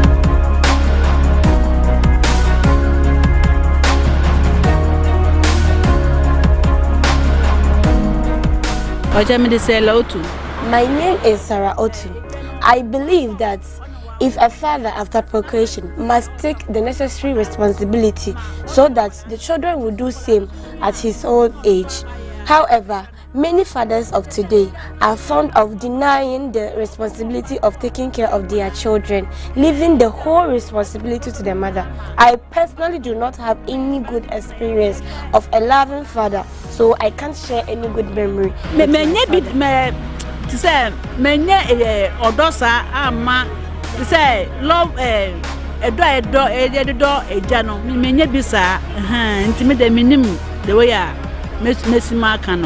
is Fred Nizigli. Their role is to help their children become good and they'll treat them well and let them become rich in future too. The one thing I can use to remember my dad is he pays my school fees a lot. Even I don't get bothered in something like in school. Yeah, he always helps me in school when something is school. Yeah. You know, once I was a stubborn child, and he always lashes me. Like I don't really listen, so yeah, he always canes me. Yeah, I'm a good boy. He still loves me. Yeah, I'm a good boy. Dad, I love you out there. You know, shout out to Fred, John Zigley. I know you love me so much, and I love you so much. God bless you. Well, actually, for my part, I think that every father needs to love his child accordingly. There should not be a separation among them. Because most fathers out there, they really love others as their kids. They bring separation between them and those stuff. So I think that, from my point of view, I think that every father should bring his child closer to him and love him the way that the child deserves. That's what I can say. Let me say that for my dad, he has been a very great father to me, and I always pray for him though. And I think when I was a kid, the most memorable thing I can recall about my father was that I think it got to a time that money was not at home. And he makes sure that he always go out there to get money for us. And although his work was not that good, but he always makes sure that he can cater for us and give us what we want, for us not going out there to be begging for money. Well, I would like to say thank you to my dad, and God bless him, and God should grant him the agents that he needs so that we'll be able to take care of him the way he wants us to do. My name is Goswe Vanderpoy. Oh, as we all know, one role a father play in our lives is to cater for our upbringings and to see us in a higher height. That is one role that I think fathers always played in our upbringings. One of the special moments that I shared with my dad when he was alive was one very Sunday. That was a Father's Day actually, that we all went to church after church service. We came home, had fun together, and we went out to one of the hotels near us, that is Anita's Hotel, and we shared a very nice moment together with my siblings. Oh, my father used to play very, very important roles, like pay my fees, and to our well-being, he was a very responsible, if I should say, very responsible father. I wish he was alive to at least appreciate all that he has done for me. For me, I think fathers should be there all the time for their wars. And then, anyway, it's not biblical, and I haven't read it, I haven't seen it anywhere. But what we African women do is, so far what I know is, we train our male child to go to school and then to learn and have a better future. But we leave the girls at home whilst they go to the kitchen to cook. So at the end of the day, you realize that women end up doing everything in the house, and then we leave the male boys behind. In the same way, when they grow up, they don't know how to take care of their kids. They don't know how to do anything because all depends on the way we brought them up. But I think this is a challenge, and it's about time for we women to train our male child how to do house chores and then a lot of things at home, so that when they grow up, they will become good fathers to help at home. I happen to stay with my dad, with my other siblings, 2 kids. And in fact, we didn't grow up with our mother. It was our father who did everything for us. In fact, the only thing he couldn't do for us was, he doesn't know how to prepare food. He couldn't prepare food. But he made sure he buys food from outside for us, which is the best. He buys nice food for us. Every morning, if we have to buy porridge, he goes with that. We look for a place where the son needs food, and then he buys it for us. That was how we grew up. So for my father, he did his best for us. Oh, I've missed him. My father is late. I wish he were alive, so that even sometimes when I go to visit him with my kids, he used to carry them, go around to buy things for them. And in fact, I've missed that moment. How I wish he could be alive.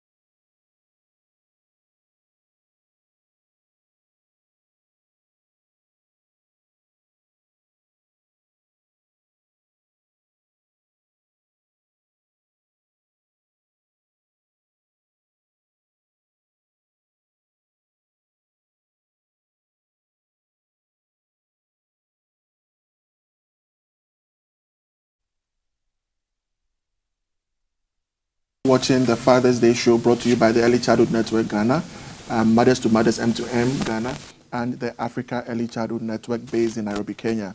And we are bringing you the Nurturing Care Challenge, where our fathers who are with me today, we are subjecting them to a short exercise.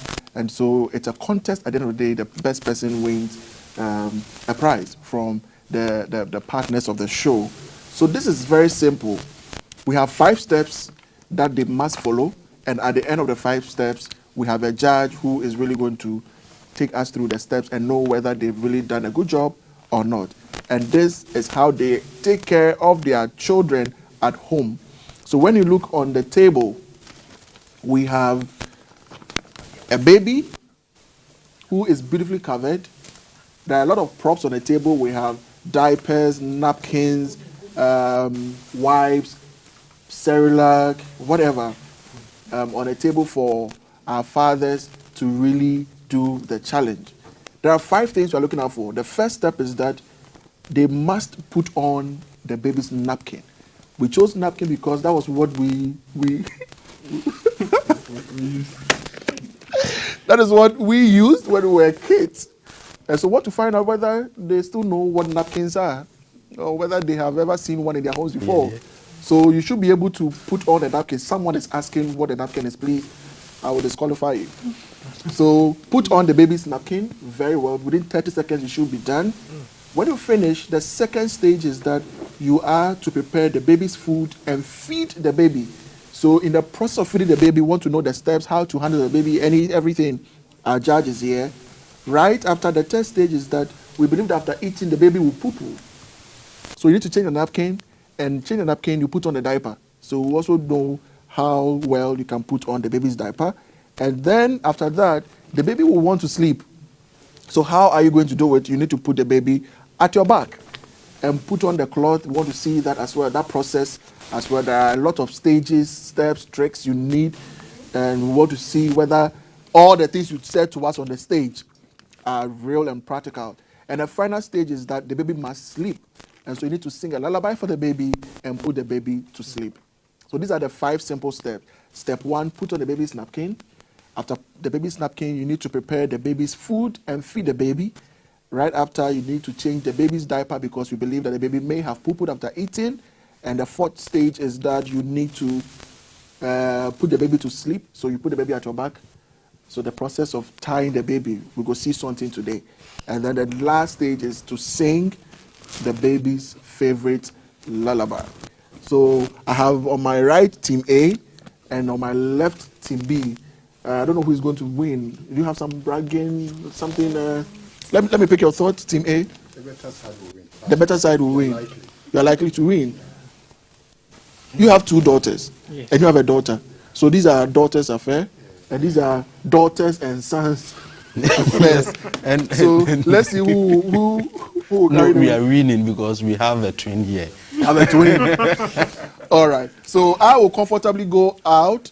I think Team A. Let's decide who becomes Team A, Team B. So Team A and Team B. Right.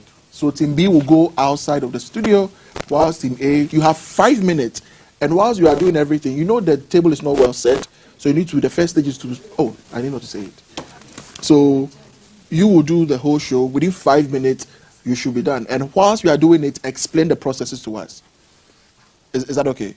All right. So our judge is the technical specialist and then the team lead or the country lead for M2M Ghana. She is also M2M is one of our sponsors, our partners. And so she is our guest judge. And then I think I will provide some technical support there so that at the end of the day, the best team, if I don't like any of you, you will chew last. Okay, so interestingly, let's have Team B go out of the studio and then give way for Team A, who will be my timekeeper. My co-host will be the timekeeper. So if you're ready, 5 minutes, you have the show. All right. So the first is to change. What's on the napkin, right?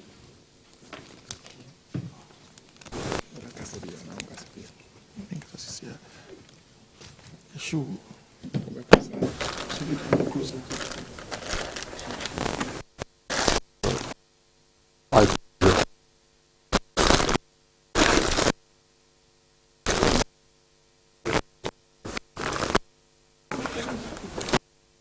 we first have to clean, maybe disinfect the child's. Yeah. This is bottles. This is not us. So bottles first. Okay. Clean. All right. So that is done. Okay. Then. On. On. So we have a side going towards this direction, another side going towards this direction. So it's triangular, like and how. And then we try to. We are supposed to have a clipper. Yeah. Okay. We don't have. Okay. So, can we have it? All right. We are supposed to have a clipper. Okay. So. All right. So. The clipper is fixed, and we are. Is to.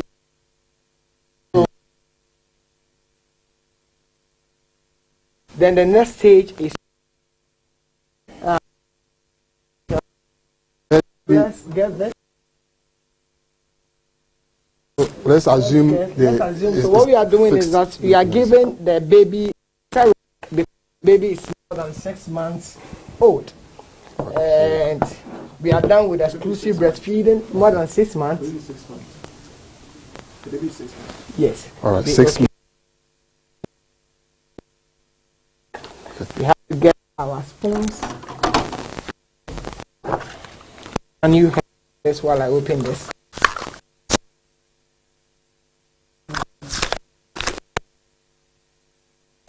Okay, so we go 1, 2, and you are supposed to be done.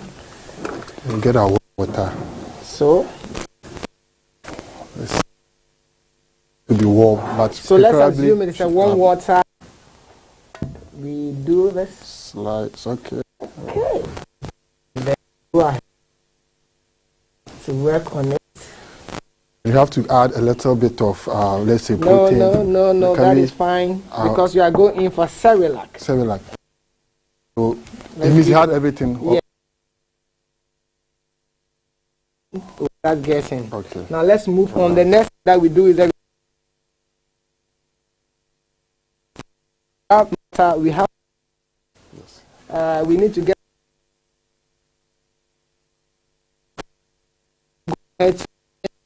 the poo-poo, make sure that everything.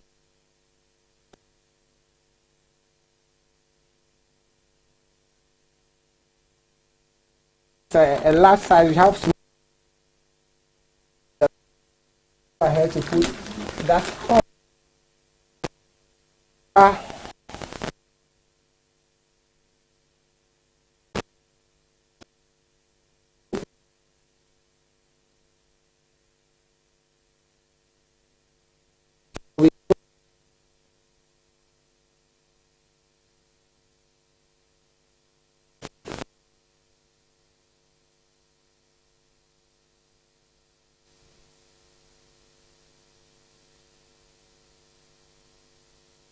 That is to put the baby.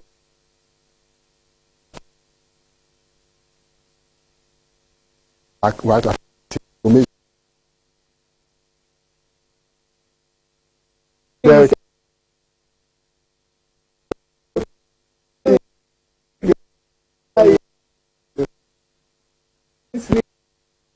So let's take.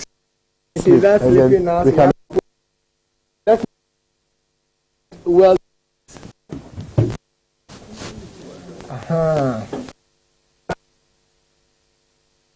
So let's assume these are all right. So neatly. Sleep this side.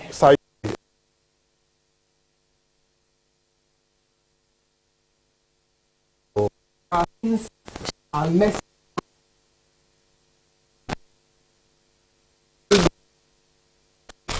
Okay. Get back where you are. Please let's try and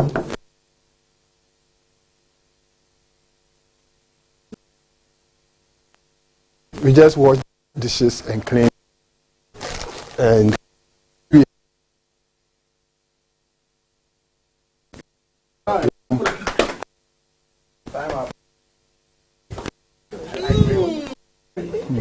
okay. Okay. I deserve a very.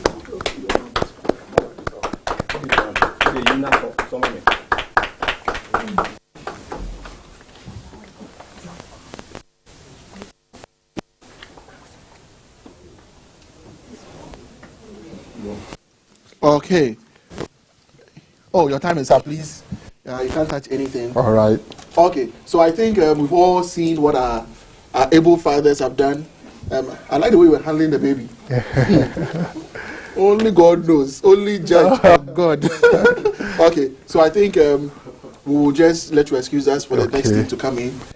Exactly, and then they will. Okay, so can I have my co-host? Let's put this away. Let's pour this into something else. So let me cover what they did. Oh. Hey, we need to fold this back in.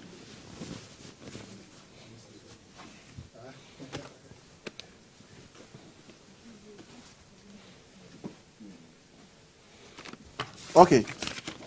So we invite the team B to come also. Is team B ready? But I think the viewers, you are the best judges. Do you think what our brothers or our fathers from team A did? Well, they did something better. It was okay. Were they able to, or did they pay attention to all the hygiene protocols and everything? So let's welcome our team B. So that is team B. Over to you. So there's the next of the table. Okay. Let's pack the food to one side. One side, yes.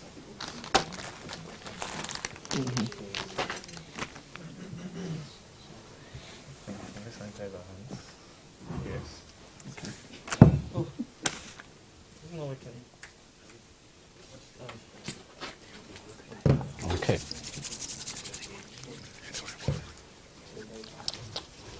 Yeah. Okay, so whilst you do the napkin, let me prepare the baby's food so that the time you finish, we are also done over here. So for our baby, we are going to give it only the naan. So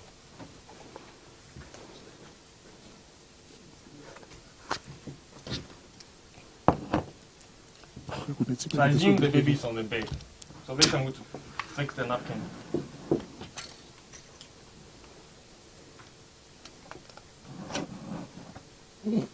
Ata papa.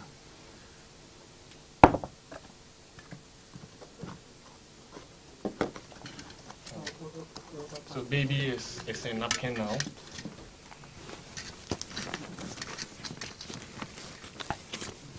okay, the food is almost ready. Right.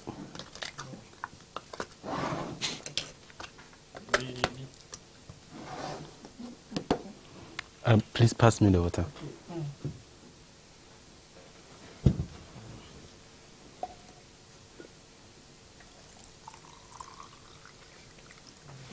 Okay. So you shake it.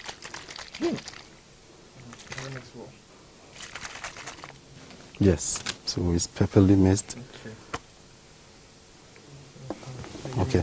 Do you have tissue? Or they don't have tissue? Okay. No, there's no tissue. So normally feeding the baby, you don't leave bubbles at the tip of the feeding bottle, else some air will go into him. Okay. So baby is done eating. Let me use the napkin as tissue to clean while baby's mouth. Then as usual, I'll make him belch. Well, you know babies are delicate. Sure. Yeah. Baby has belched. That's good. Yes. So after baby has belched, you're saying we assume baby has soiled himself after feeding, so we change the diapers for baby. Sure.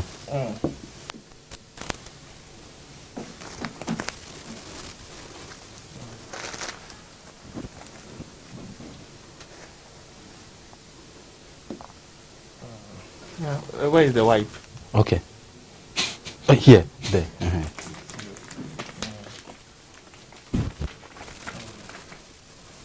So if baby is a girl, you clean from top to down in a nice way. You don't move it from the back to the front. Okay.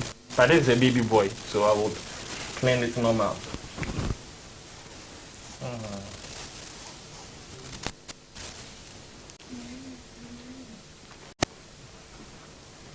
Now when you finish with the napkin, you put it in the rubber or something and tie it. Sure. So this is the diaper.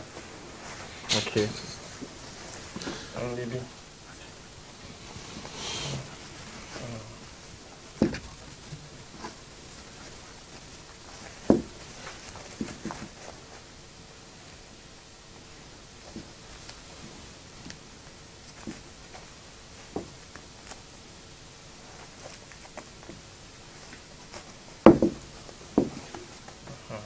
As well, please. Yes.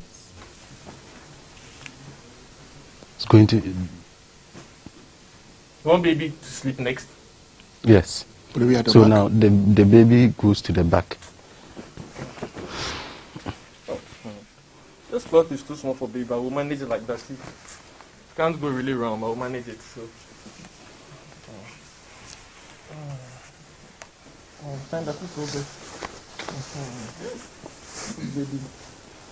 So since the baby is young, you let the hands go in. Very good.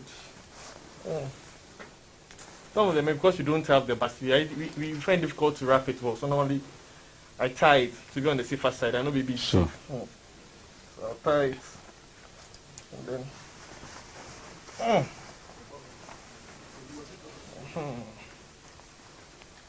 I'll tie baby and walk around baby a little. Yeah, and be bouncing, yeah.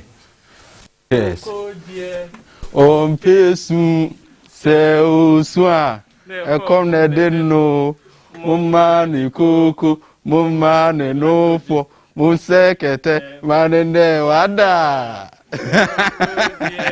On pesu se uswa ekone deno mumani koko mumani nofo musekete manene wada. Okay, he's asleep. Yeah, he's asleep. Okay. All right. The time is up. Let baby sleep. Yes. Perfect.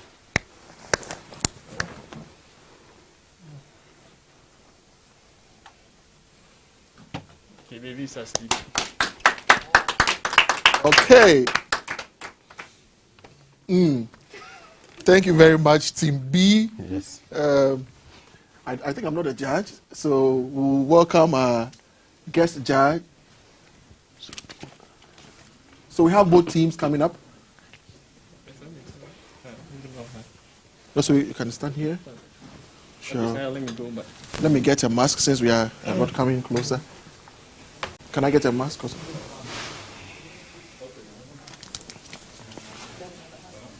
No, so you're coming.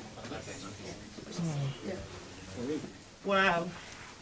So we need to mic you. We need to put in a mic on you. So please see it. Yeah.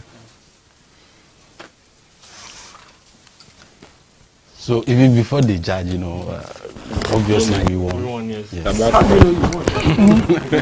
All right. So I think no. Wait. Once we get our guest judge ready, how was the feeling for you, Team A? I think the time was short. So practically, yeah. So it was interesting. Okay. Generally, yes. That's why we do it at home. At the end of the day, the baby is able to do it. And you get it, and she sleeps. The end justifies the means. That's interesting. All right. So Team A, Team B. Now, obviously, this was experience mixed with energy, and we had our tactics intact. A bit of preparation. We went over our notes. The one we had from home. So, and my wife told me that you need to win this. Okay. So we came to win. Let's see if you will be able to win. All right. So let's invite. I suggest next time we keep them in a confined place. Okay. They did consultation. Oh no. No, they were being monitored by the co-host. Exactly. So let's welcome our guest judge. She's going to tell us whether everything you did here. Not Not yet. Okay. I think that we should give them a round of applause. I think it's very brave of them to come and take part in this challenge. And it was very exciting. It was interesting to hear Team A saying a lot of maneuvers, and the maneuvers actually showed. And Team B talking about energy and tactics. And I think that, so everybody had a game plan. Absolutely. So let's see which game plan worked at the end of the day. So I'm going to start with Team A and sort of give you the highlights and what sort of touched me. But the first thing I noticed though was Team A. I didn't see any hand washing, any cleansing of the hand. You know, they're really into the maneuver, so they went straight into the challenge, which was good. They were coaching each other. There was a coach, and there was the second team member was a support. Although I didn't see much teamwork, I don't know whether in the home this would be the mother. Actually, there was a mother with a dad in this group. So one was actually taking the instructions and one was leading, but it was very exciting. They were very keen to conclude the challenge, so they went very rapidly through the challenge. I think that was very impressive. I like the fact that they were educating the audience as they were going along. The child is about 6 months, so she's past the stage of exclusive breastfeeding. So now she's going to start some mixed feeding where you can combine breast milk with some sort of semi-solid food. So I found that, as an ECD practitioner, I found that very, very interesting.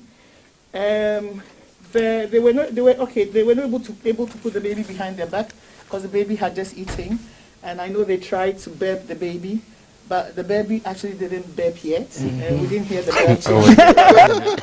We didn't hear the burp, and they did very well. And in sharing the music, you know, and coming up with a nice lullaby. So I think Team A, we should give them a round of applause. Those were the good things. Can I be a tough judge? Yeah. Did you? I don't know whether they checked whether the food was appropriate for the baby in terms of age. Yes. For so I do that. Okay. Because this is a one. So how old is the baby? So we made mention of the fact that the baby is more than 6 months, and for that more than matter, 6 months. Yes. So for that matter, we can give the baby food. So let's check if the. Okay, you gave Cerelac. Cerelac. Okay, all right. 6 months. Okay, all right. That's great. I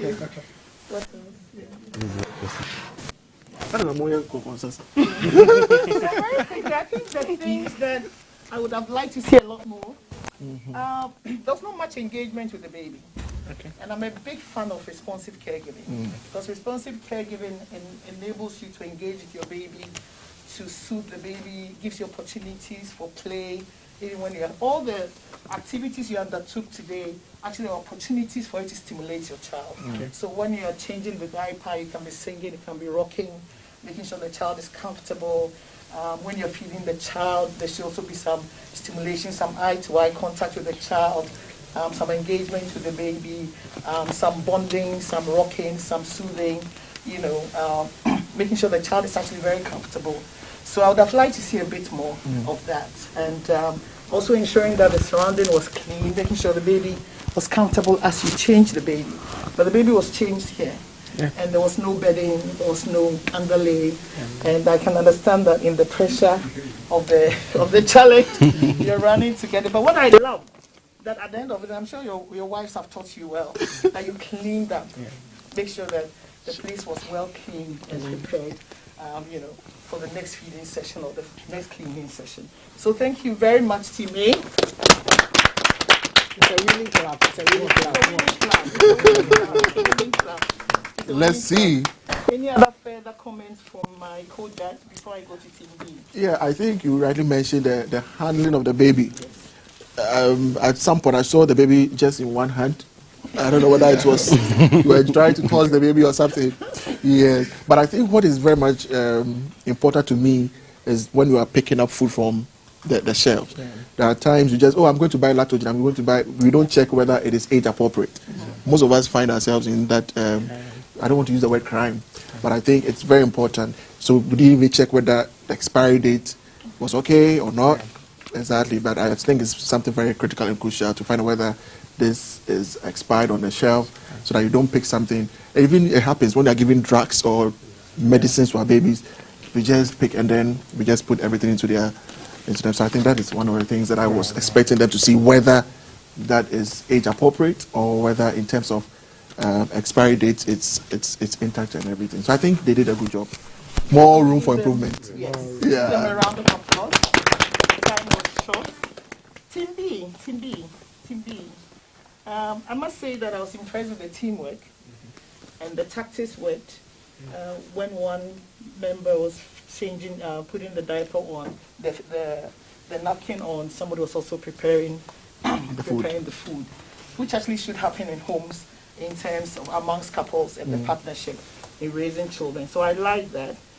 They seemed a little organized, and I really liked, first of all, how they folded the napkin in sort of in a triangular form before they applied the product, which I think Team A missed. Yeah. And actually, when I was a child, I loved that whole triangular thing. It was, and then you put a big napkin, whatever pin, safety pin, yes. and it was really, really beautiful. You know, so it was nice to reconnect with that memory. And before you did that, you also laid the cloth, make sure the surrounding was clean, it was comfortable for baby. You know, a lot of the work we do around nurturing care is doing everything in the best interest of the child. So keeping baby comfortable, making them, you know, otherwise they get cranky. Putting on the napkin and tying it properly with a pin, I think that was good. When baby was fed and the feeding process too, I noticed that you cleaned, before you started everything, you cleaned your hands. And very, very, very important, because babies at this age can easily get ill from contamination, and that's why we actually don't even advise mixed feeding or replacement feeding under 6 months, because you have to be able to assure that the environment will be very clean. So cleaning your hands, I think, was good. With sanitizer also, especially in this era of COVID, I found that very useful. And but what really struck me as an ECD practitioner was the rocking and the soothing. You know, and that's how the whole crux of responsive caregiving, ensuring that you are responding to baby's needs, and baby's also responding to you. Absolutely. So there's something we talk about, serve and return, like a tennis game. You know, so when you serve, baby returns, and so rocking the baby, soothing the baby throughout the process of the caregiving, I thought that was quite impressive. And you made efforts to be able, when you were, I'm talking about the cleaning too, the process was followed for boys because a little different for girls. Yeah. And so I think you followed the steps there. I took note of that. And one thing that I observed was you disposed of the used diaper. You know, so waste management, and ensuring that throughout the whole process, the environment was clean for baby, prioritizing baby's needs. I think that was very nice. And the effort to try and put the baby at the back, I think that tying is good, because babies can fall off from daddy's back every now and again.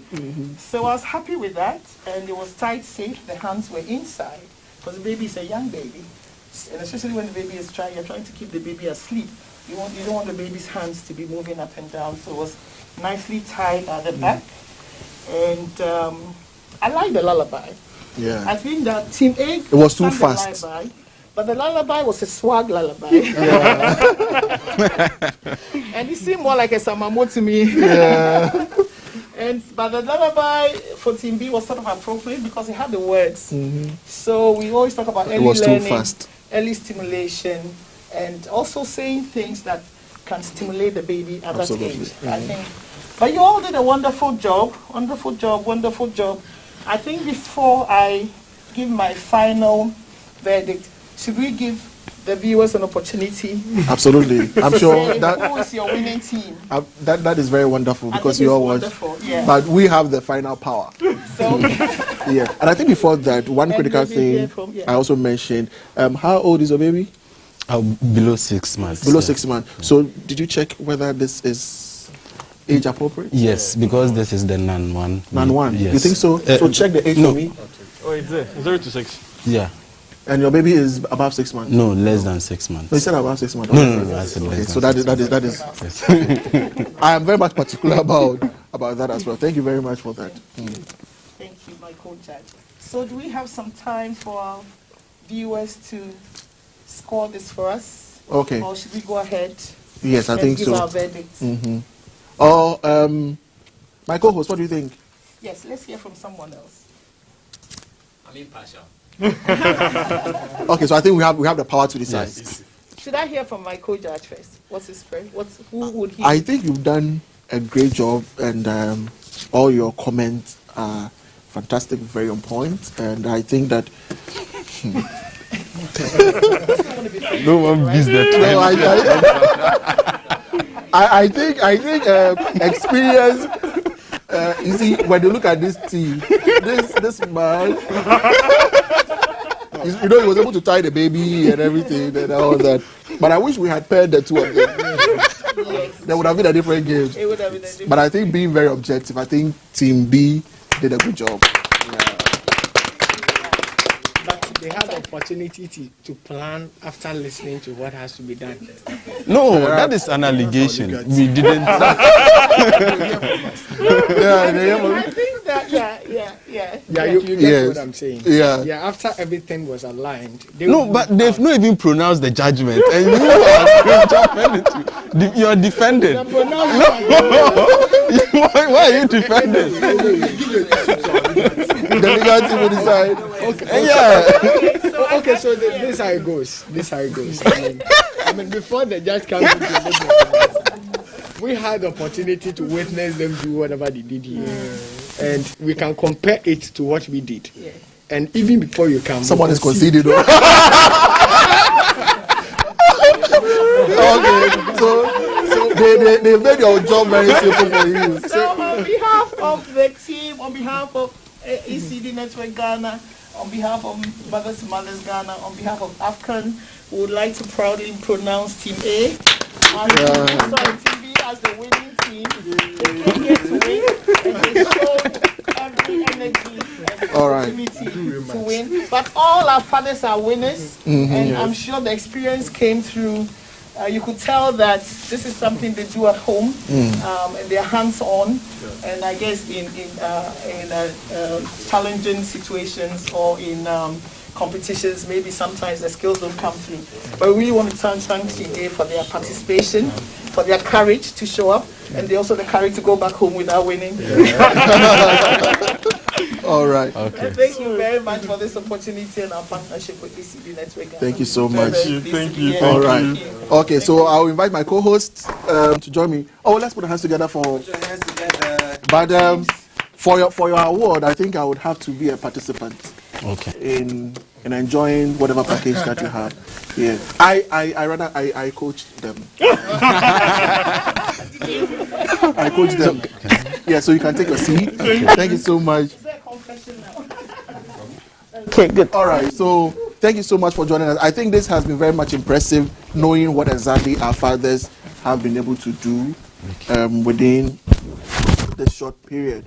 So our table is a bit scattered. We'll go for a short message from our partners, ECNG, and then also M2M, and then pick also a short video from our poet. And when we come back, we'll bring you the last session of the show. So don't go anywhere, stay tuned. We had comments when you were on set, you're from people. They said,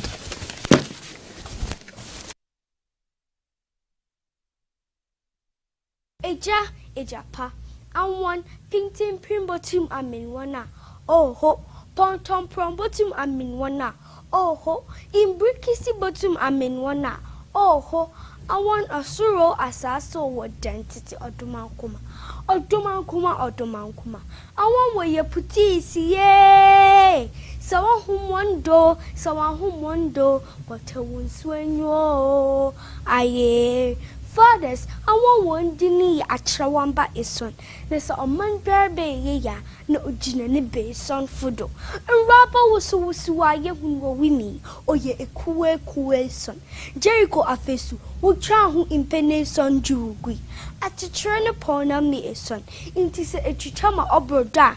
Nakasa abahu o Sunday Neponam biara yetako in the son na Yankupon the bo riase na oshrado santum frefreja o mani risha one nanto na someone you always see one. Like as my father always says, Nakiat, with determination you will turn your adversities into opportunities and you soar above life trials like a majestic eagle flying in the sky. Nakiat, you can be anything you want to be because you were born to be. Thank you very much. Midahum Nara Asi.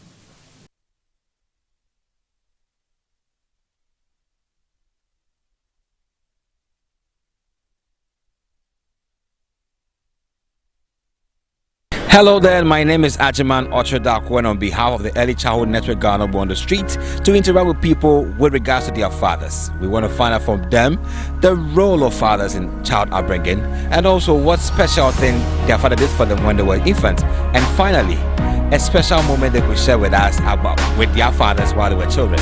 So don't go anywhere. We'll talk to some people and they will tell us what their view is about their father on this Father's Day program. Don't go anywhere.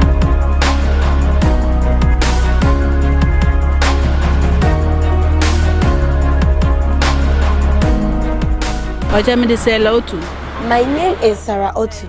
I believe that if a father after procreation must take the necessary responsibility so that the children will do same at his old age. However, many fathers of today are fond of denying the responsibility of taking care of their children, leaving the whole responsibility to the mother. I personally do not have any good experience of a loving father, so I can't share any good memory. My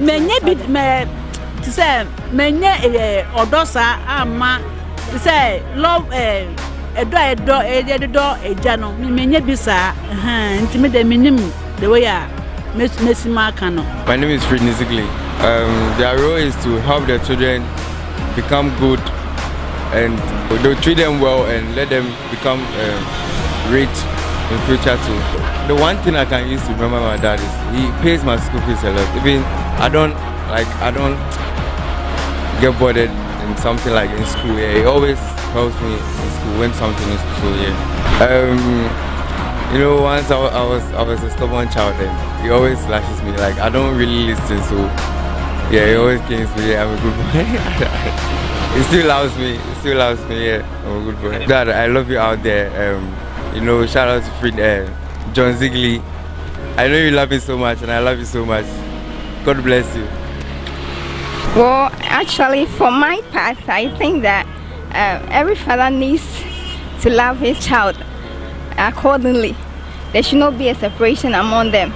Because most fathers out there, they really love others as their kids. They bring separation between them and those stuff. So I think that, from my point of view, I think that every father should bring his child closer to him and love him the way that the child deserves.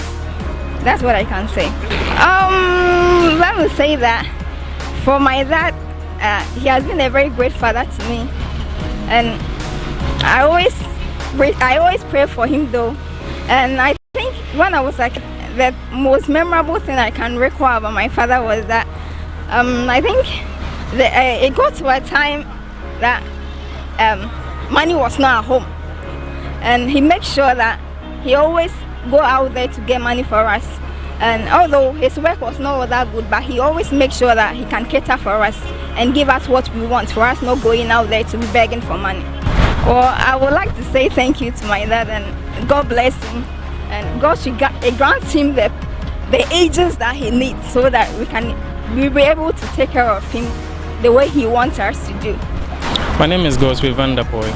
Oh, as we all know, one role a father plays in our lives is to cater for our upbringings and to see us in higher height.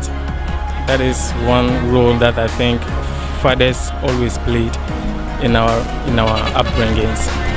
One of the special moments that I shared with my dad when he was alive was one very Sunday.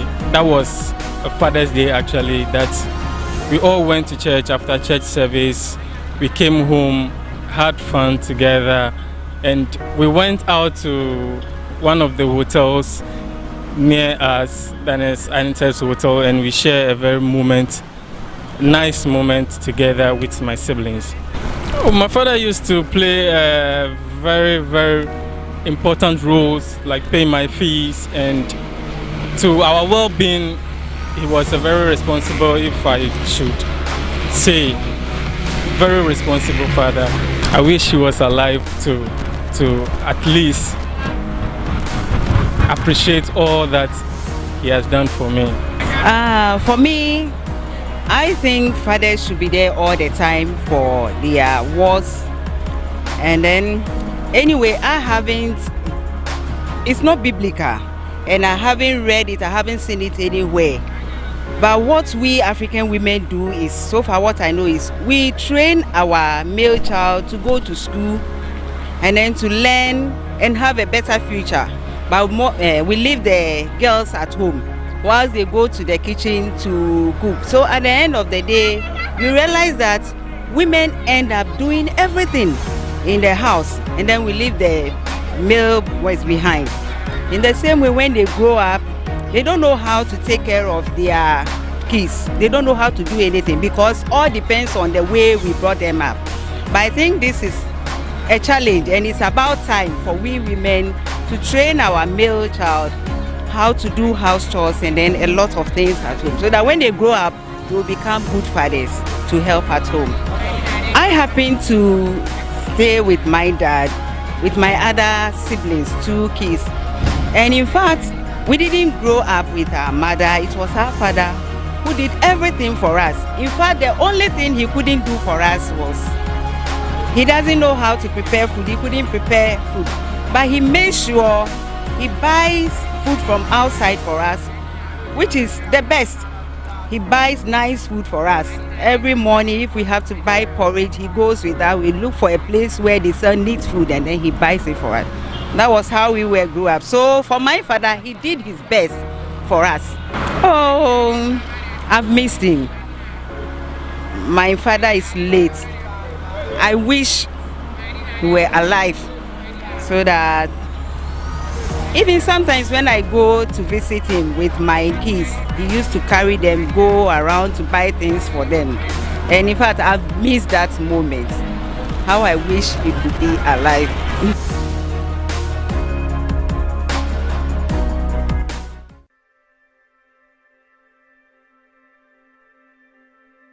Hello, my name is Kwesi Sam. I am the coordinating director for the Early Childhood Network Ghana. The Early Childhood Network Ghana is a registered non-profit organization based in Accra, Ghana, established as the national network for all early childhood care and development practitioners, stakeholders, and organizations with a mandate of providing ECCD-related services, interventions, and programs in Ghana. ECNG serves as a common platform to champion excellence and collaboration in protecting children's rights, influencing policy and practice, strengthen partnership, and share experiences and ECCD knowledge in Ghana and beyond. The network comprises local and international government organizations, civil society organizations, academia, researchers, government agencies, and ECCD private practitioners in Ghana.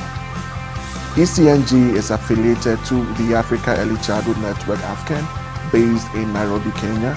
The network also is affiliated to the Early Childhood Cluster of the African Union's Continental Education Strategy for Africa, CESA 1625, and the Association of African Universities. ECNG works through 5 core programs to guide collaborative partnership effort towards the achievement of improved child outcomes, that is quality education, healthcare, nutrition, and social protection for all children in Ghana. Our core programs include research and knowledge management, strategic advocacy, strategic networking and capacity development, webinars and conferences, and resource mobilization. Most importantly, ECNG serves as the ECCD policy and programs implementing arm of the African Union's CESA Early Childhood Cluster and AFCAN in Ghana. Follow us on all our social media platforms, Early Childhood Network Ghana on Facebook, LinkedIn, Twitter, and Instagram. You can also visit our website, www.ecnghana.org. Thank you.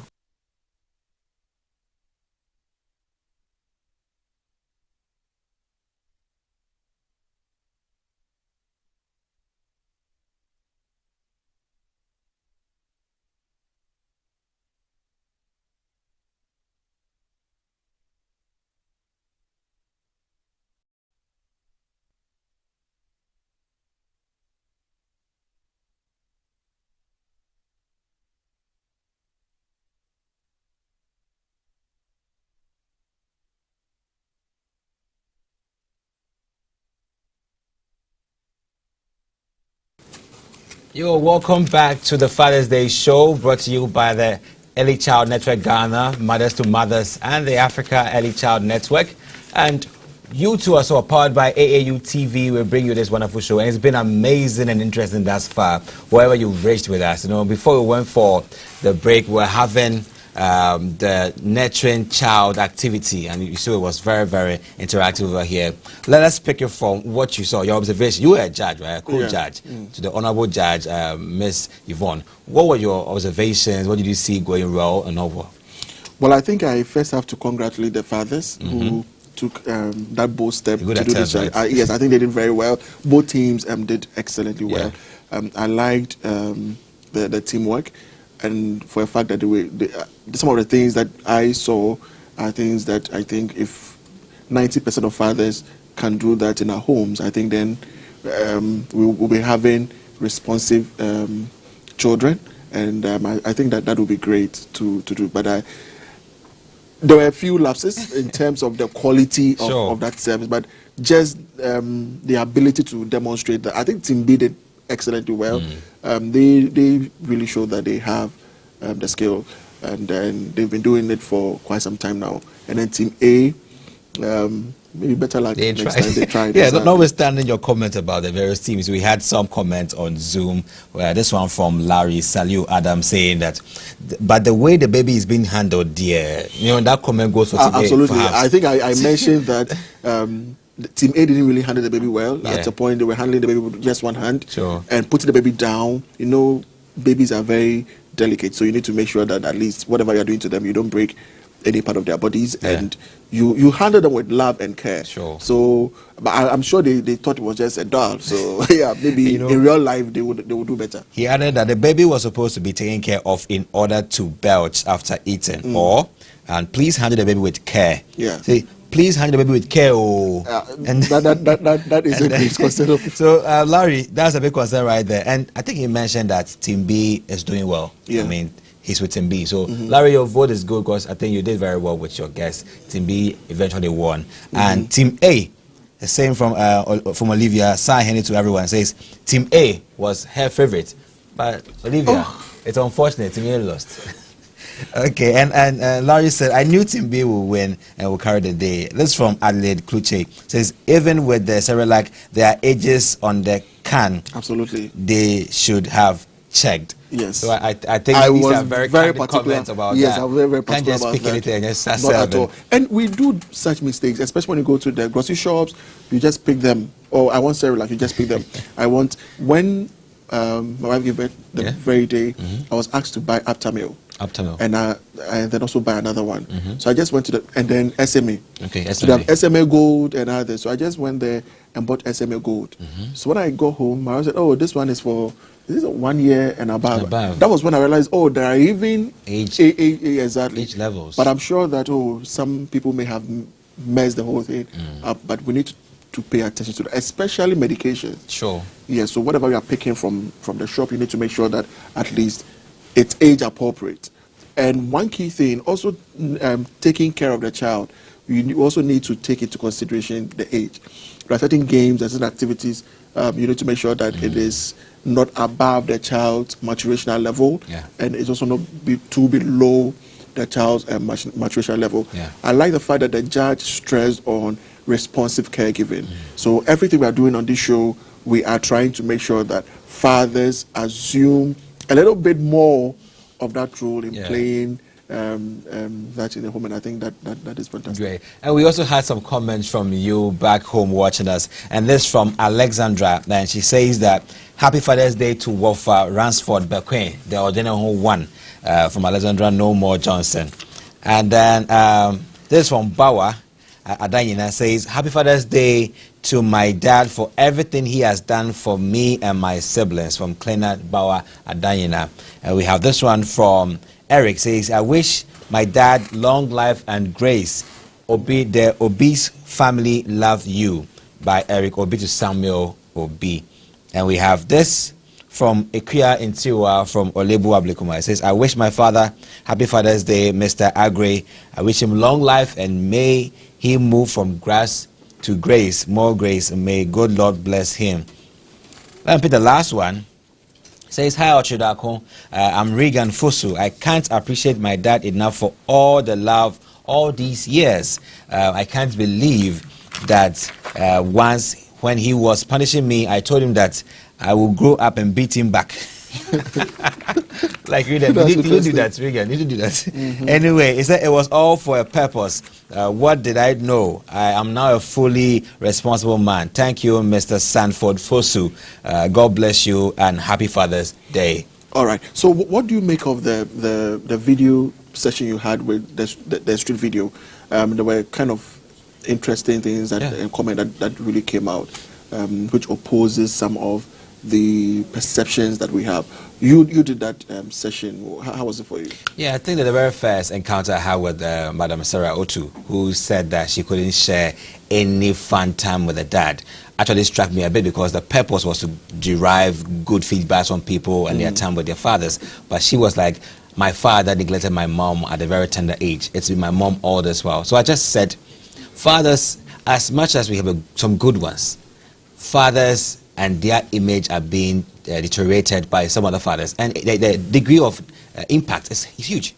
When a father neglects the mother, and we are just talking about a story, it is huge that the mother neglecting the father. So fathers, let's bring back the image. This is the very first Father's show, and I think that we need to reclaim back the glory. Fathers, you are the pillars. So when you neglect your daughters, what do you expect? The whole world crumbling down. So that was a very tragic moment. But when we went home, we saw the people who had fun moments with their dad, but unfortunately, their fathers were not alive, so they could appreciate them. And that was so very quite emotional. And I was like, you wish to tell dad all the good things, but where is he? So I'm just a many more. It was touching though. Yeah, absolutely. We are preparing to have the last segment of the show. We'll be bringing you a session with KSM. So we are trying to connect with him via online. And when we get him, we'll bring you the last session. Then we'll bring today's event to a close. But we were supposed to pick and handpick and then make a call to some fathers. This is a surprise one, so I don't know whether I'm supposed to do that. Yeah, you can do that. So we're going to call a father randomly, and if it falls on anyone, your father or my father, we talk to him about how well he's done for the son, and perhaps share some very, very, very, very nice words or touching wishes to him for what he has done for the son. So, all right, let me pick. Who's it going to be? 024. All right, so I think we would have to go for a short break and come back. When we come back, we'll zoom to the very first phone call to a father out there. Randomly, we have no idea who it will be, but whoever's father it is, we'll talk to you. Don't go anywhere. Stay with us. Eja pa. Awan pintin primbotum amin wana. Oh ho. Ponton prombotum amin wana. Oh ho. Imbrikisi botum amin wana. Oh ho. Awan asuro asaso wadentity odumankuma. Odumankuma. Awan weye putisi ye. Sawa hum mondo. What a woundswenyo. Aye. Fathers, I want one dini achrawamba is son. There's a man berbe ya no ujinani be son fudo. And Rabba was so suaye who winnie, or ye a kue son. Jericho afesu, who try who impene son jugui. At a train upon a me a son. Intis a chichama obroda. Nakasa abahu o Sunday Neponam biara yetako. In the son na Yankupon the bo riase na oshirado. Santum frefreja. A money risha one nanto. Na someone you always see one. Like as my father always says, Nakiat, with determination, you will turn your adversities into opportunities. And you soar above life trials. Like a majestic eagle flying in the sky. Nakiat, you can be anything you want to be because you were born to be. Thank you very much. Medahum Nara Asi. Hi, my name is Yvonne Prempe Ferguson. I'm the technical specialist and country lead for M2M in Ghana. Mothers to Mothers is an African NGO based out of South Africa that works in 10 countries, and in the last year and a half have prioritized Ghana as a country for expansion of our integrated RMNCH and ECD model. Working out of 2 sites in Ghana, in Atwa Government Hospital and Ashiaman Polyclinic, we provide much needed life-saving services for HIV positive and HIV negative pregnant and breastfeeding mothers, their children and their families. In Ghana, we are also mitigating the devastating effects of COVID-19 by implementing a client-centered interactive e-service delivery and a virtual mentor mother platform. Use of the e-services and the VMM platform eliminates the risk of COVID-19 infection for staff and clients and rapidly expands our reach in the context of COVID-19 by fully integrating our digital services through command center hubs and live client support and virtual drop-in centers through contactless interactions. Implementing a hybrid model in COVID era that combines safe, protected, face-to-face interactions with e-services, including the VMMP, has enabled us to reach high-risk clients and other hard-to-reach clients with routine vital services. The VMMP is an interactive tool that runs on WhatsApp. It enables users in our 10 countries where we operate to access vital health information and service referrals on COVID-19 and other health topics from a trusted source at their convenience and in their preferred language, and which they can easily share with family and friends. In Ghana, the VMMP is available in 2 local languages. It is available in Twi and also in Dangme. The VMMP makes it possible for anyone with access to a smartphone and the internet to access health education and vital risk reduction information. Let me walk you through how you can enroll in the VMMP. It's very, very simple through some few steps. First of all, you save this number 0242 426504 in your contacts as M2N Ghana. Secondly, you look for this contact in your WhatsApp and send a quick hello once you are on WhatsApp and press send, and you're ready to interact with the platform, because a list of options will be available to you and you'll be able to browse depending on the information that you're looking for. The VMMP targets our mothers to mothers clients, women of reproductive age 15 to 49, adolescent girls and young women 10 to 24, as well as their male partners, regardless of age and HIV status, people living with HIV irrespective of age and gender, those living with other chronic illnesses like hypertension and diabetes, and everyone in our landscape, including you and I. The VMMP marketing plan serves to improve the platform's reach and ensure that processes are put in place to encourage sign-up to the service, maintain traction, and share the VMMP service with others. I welcome you to enroll on the VMMP. Thank you.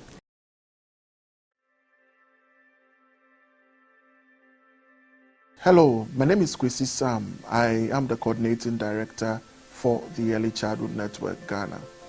The Early Childhood Network Ghana is a registered non-profit organization based in Accra, Ghana, established as the national network for all early childhood care and development practitioners, stakeholders, and organizations with a mandate of providing ECCD-related services, interventions, and programs in Ghana.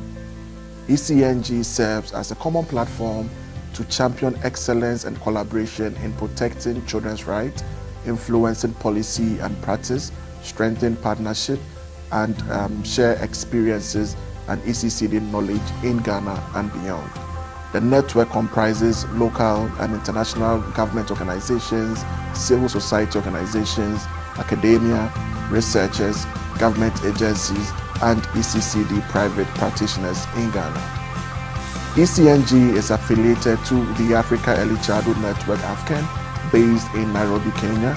The network also is affiliated to the Early Childhood Cluster of the African Union's Continental Education Strategy for Africa, CESA 1625, and the Association of African Universities.